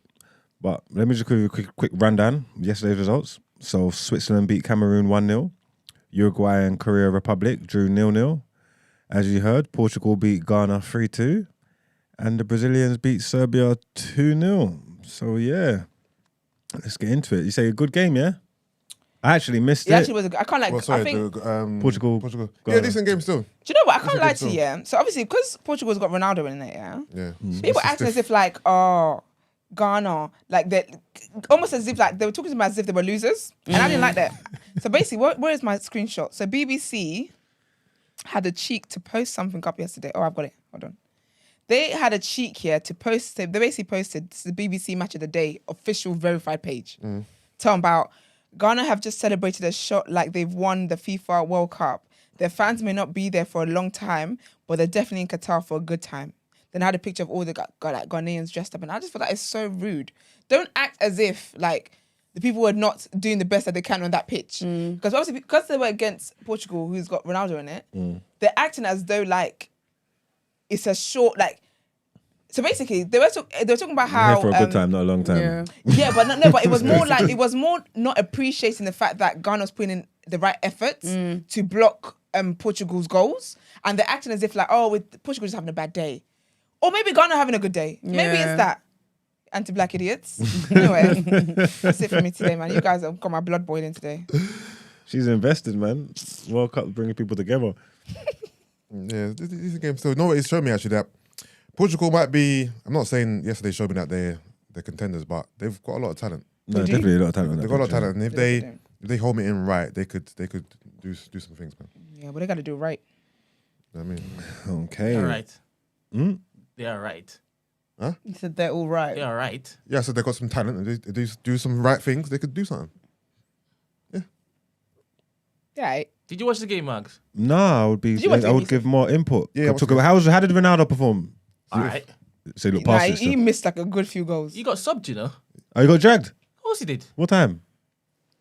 Yeah, but Ronaldo's Wasn't it 90 he's minutes? stiff, man. Don't make me laugh about Ronaldo. When someone scores and they run over, they sprint over to celebrate. He just a little casual little jog over. 'Cause man, the legs ain't the same. No, man, it's because he's done it like 700 times, man. It's like, No, legs ain't the same. Legs ain't the same. how many times you wanted to keep sprinting and them goals? Legs You ain't move like the it's goal one. same, nigga.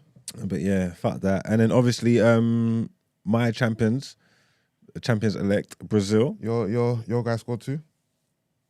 Hey, Richarlison. Yeah. Told you about Richarlison. He's that's like his. I didn't know. That's his eighth. I think that's his eighth in 8. I didn't know that he was that prolific for Brazil. Did you know that Gabriel Jesus got 1 goal in his last 17 for Brazil? Why always bring up old shit?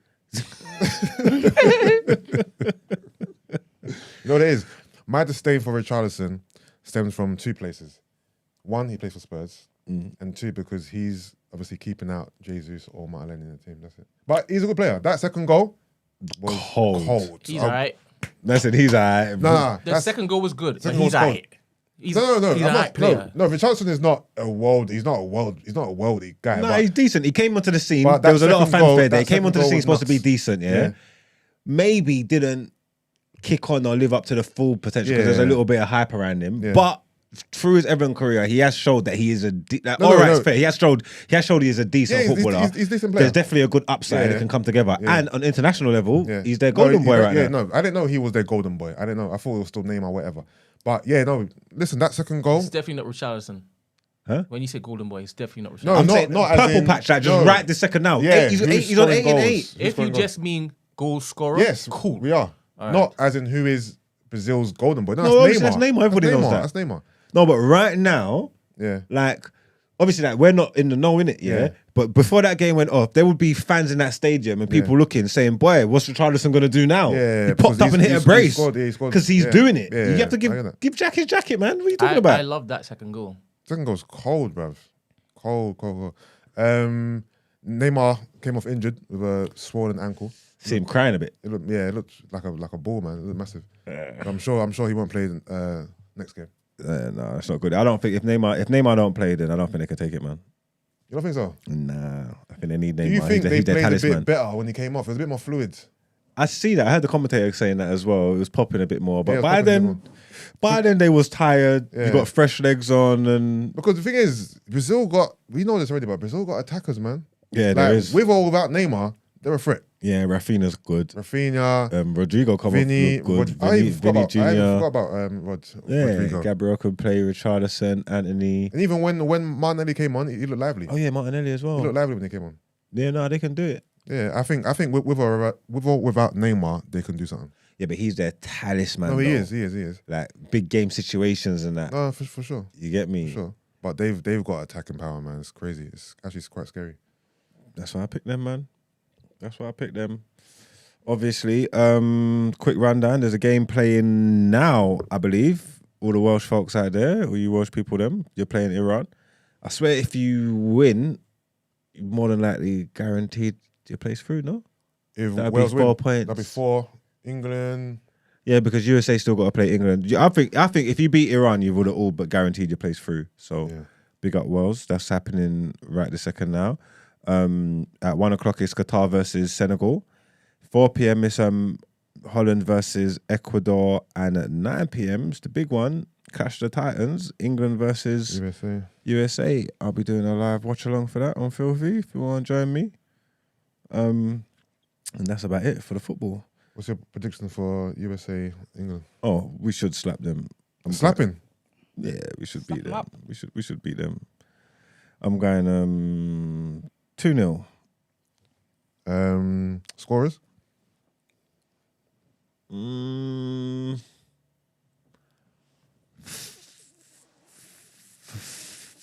Foden and Sterling.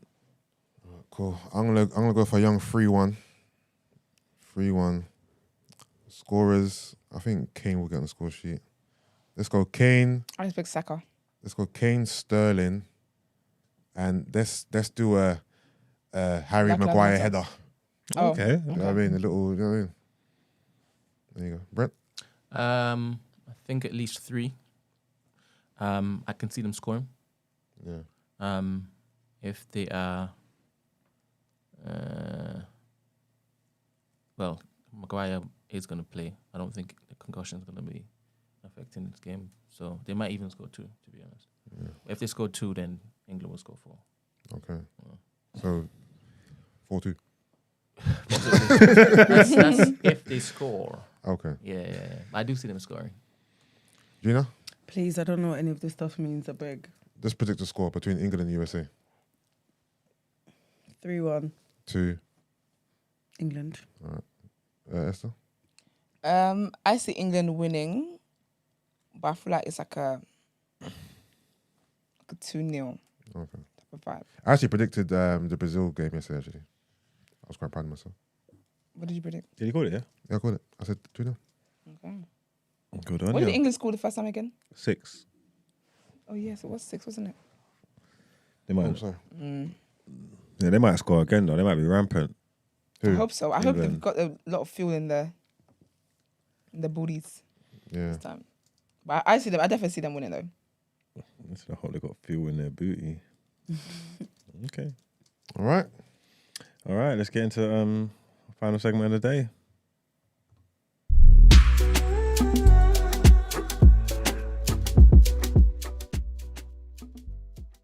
You done it again? Last week you weren't here on that day, so I removed it. So. No, don't do that. That's lies as well. You weren't here on Friday. You weren't though. So what? It's done up from day to day. Oh, you have different. Yeah. Every day you have a different. Yeah. Oh yeah, because of there's a few different segments. Yeah, isn't yeah. it? That's bullshit. That's some bullshit. That's some bullshit. I'm not buying that. That's all right. Be better, man. You get on to Brent in the chat, man. Tell him to fix up, man.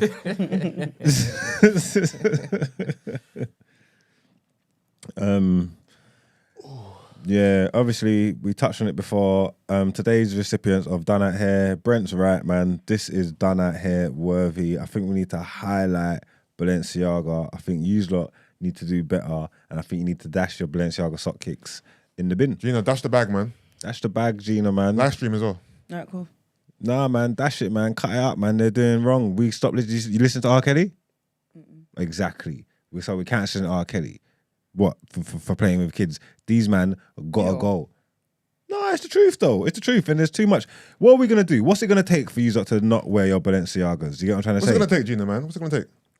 Remember, you can't rattle the rattler. So right now, what you're doing doesn't mean shit. What's it gonna take? What's it gonna take, man? What's it gonna take? You see what it is, yeah? Well, who's What's it out gonna there? take? What's it gonna take? Who's out there holding people accountable? Really and truly, like obviously, like someone needs to step up in it because I've seen Kanye West getting problems recently. He's felt it. He's lost money. Apparently, he's not a billionaire anymore. Yeah. He's not with Adidas anymore. So he's definitely felt it. Do you know what I'm trying to say? Yeah. I see Kyrie Irving getting trouble. He went and had to play basketball for like 8 games. He had to pay some random man £500,000. Yeah. Like what? And go and have talks with all these idiots and all these things. Like, I mean, it's not a lot, but there's repercussions there. Who is holding Balenciaga accountable for doing foolishness with these with these images? Like, honestly, like, and I think no one's gonna hold them accountable. So I think that the man them got to do it. You can't be walking around with this stuff on you anymore. Plus, I'm hearing that they got previous. You know, I'm hearing they've got like a picture. Like they've got funny pictures and stuff. Like they do funny things. And I don't know if they're dropping like what's the word called? Not cookies. What are they called? I hear them as cookies. Breadcrumbs and that. I don't know if they're trying to drop breadcrumbs and that, and then like they got like a a bigger picture here. But one of their other images got nothing to do with kids. It's a full-grown woman, but someone zoomed into one of the books in the picture, and it's a I can't remember what the author's called. Oh, Michael Borman or something like this. But they're saying the book's called Fire from the Sun, and it's a collection of portraits of like naked toddlers and stuff.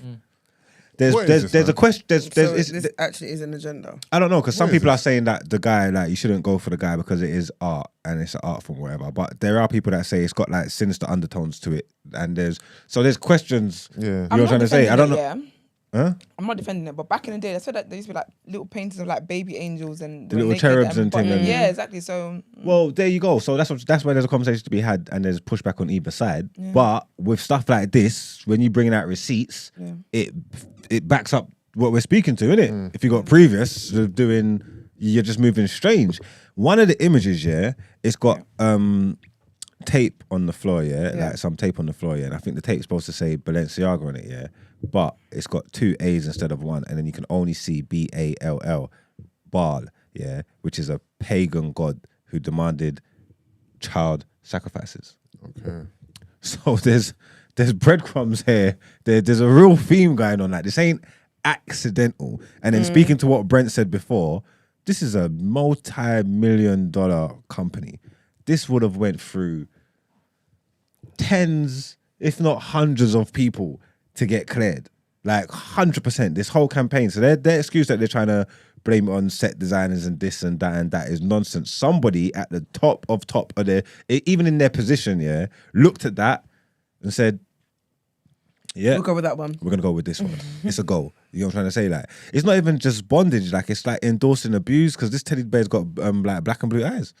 Somebody punched it up. You know what I'm trying to say? This other girl, she's lying down. She's got wine glasses around her. We're calling her a girl. She's a baby. Like, this is a little kid. You get me? Lying down with a bondage bear with wine glasses around them and that. And it's just, I don't know, man. I don't know. The fact that document's in there, for that court case of Ashcroft versus the Free Speech Coalition, that is really, really telling. Like, you know what I'm trying to say? Like, they were trying to say like the child pornography or the online child pornography is deemed as like free speech and stuff like this. So everything like the little bits there could be coincidences or whatever. Everything in totality just speaks to real nasty, disgusting behavior, and I don't understand the meaning of it. And you don't know. I just really dislike things I don't understand and I don't get. I don't know why they done this. I don't know why they felt there was a need for this. I don't know why. I just don't understand. But nothing ain't gonna happen to them. They're just gonna be nothing ain't gonna happen to them. So it's got to be affecting themselves. Like, we got to be better, man. Come on, man, black people, man. We can't support these motherfuckers, man. They've deactivated their Instagram. Yeah, they left Twitter.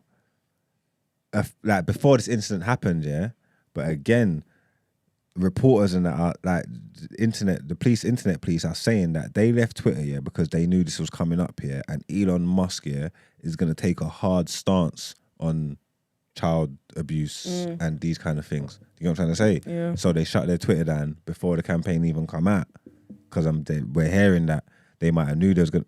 I don't know, man. It's just dodgy, man. It's all nasty, man. But Balenciaga, you're definitely done Out Ere. And like I said, nothing ain't gonna happen to them unless we make it happen to them. So I don't want to see none of you in Balenciaga no more. Sorry, people. It's over. Gina? Yes, please. It's done. Okay. Yeah. Keep your shoes at home. Okay. Thank you. Balenciaga, you're done Out Ere, man. Let's get into our outro.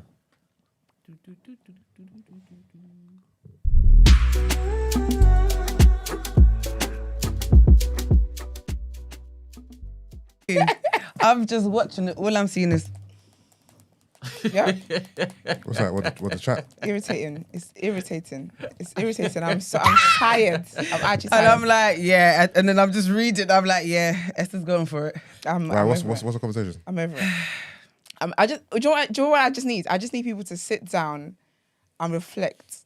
Because when you look deep within, and I don't care if no one agrees with this, but if you look deep within, somewhere, a woman has hurt you, and everything that you do, and the ideas and the mindset that you think is so progressive that you have, comes from a hate for women, and that hate might not necessarily be what you think as like, oh, I hate women, but it's the idea that you believe that women should they belong here. like beneath anything else. That's what I'm going to say with that. Beneath you. But the craziest thing is that you never get alpha males doing these things. You just don't. I didn't make the rules. This is the reality. That's a fact. Now you can call me. That's a fact. Okay. But anyways, as always, we appreciate you guys for tuning into the show. Thank you.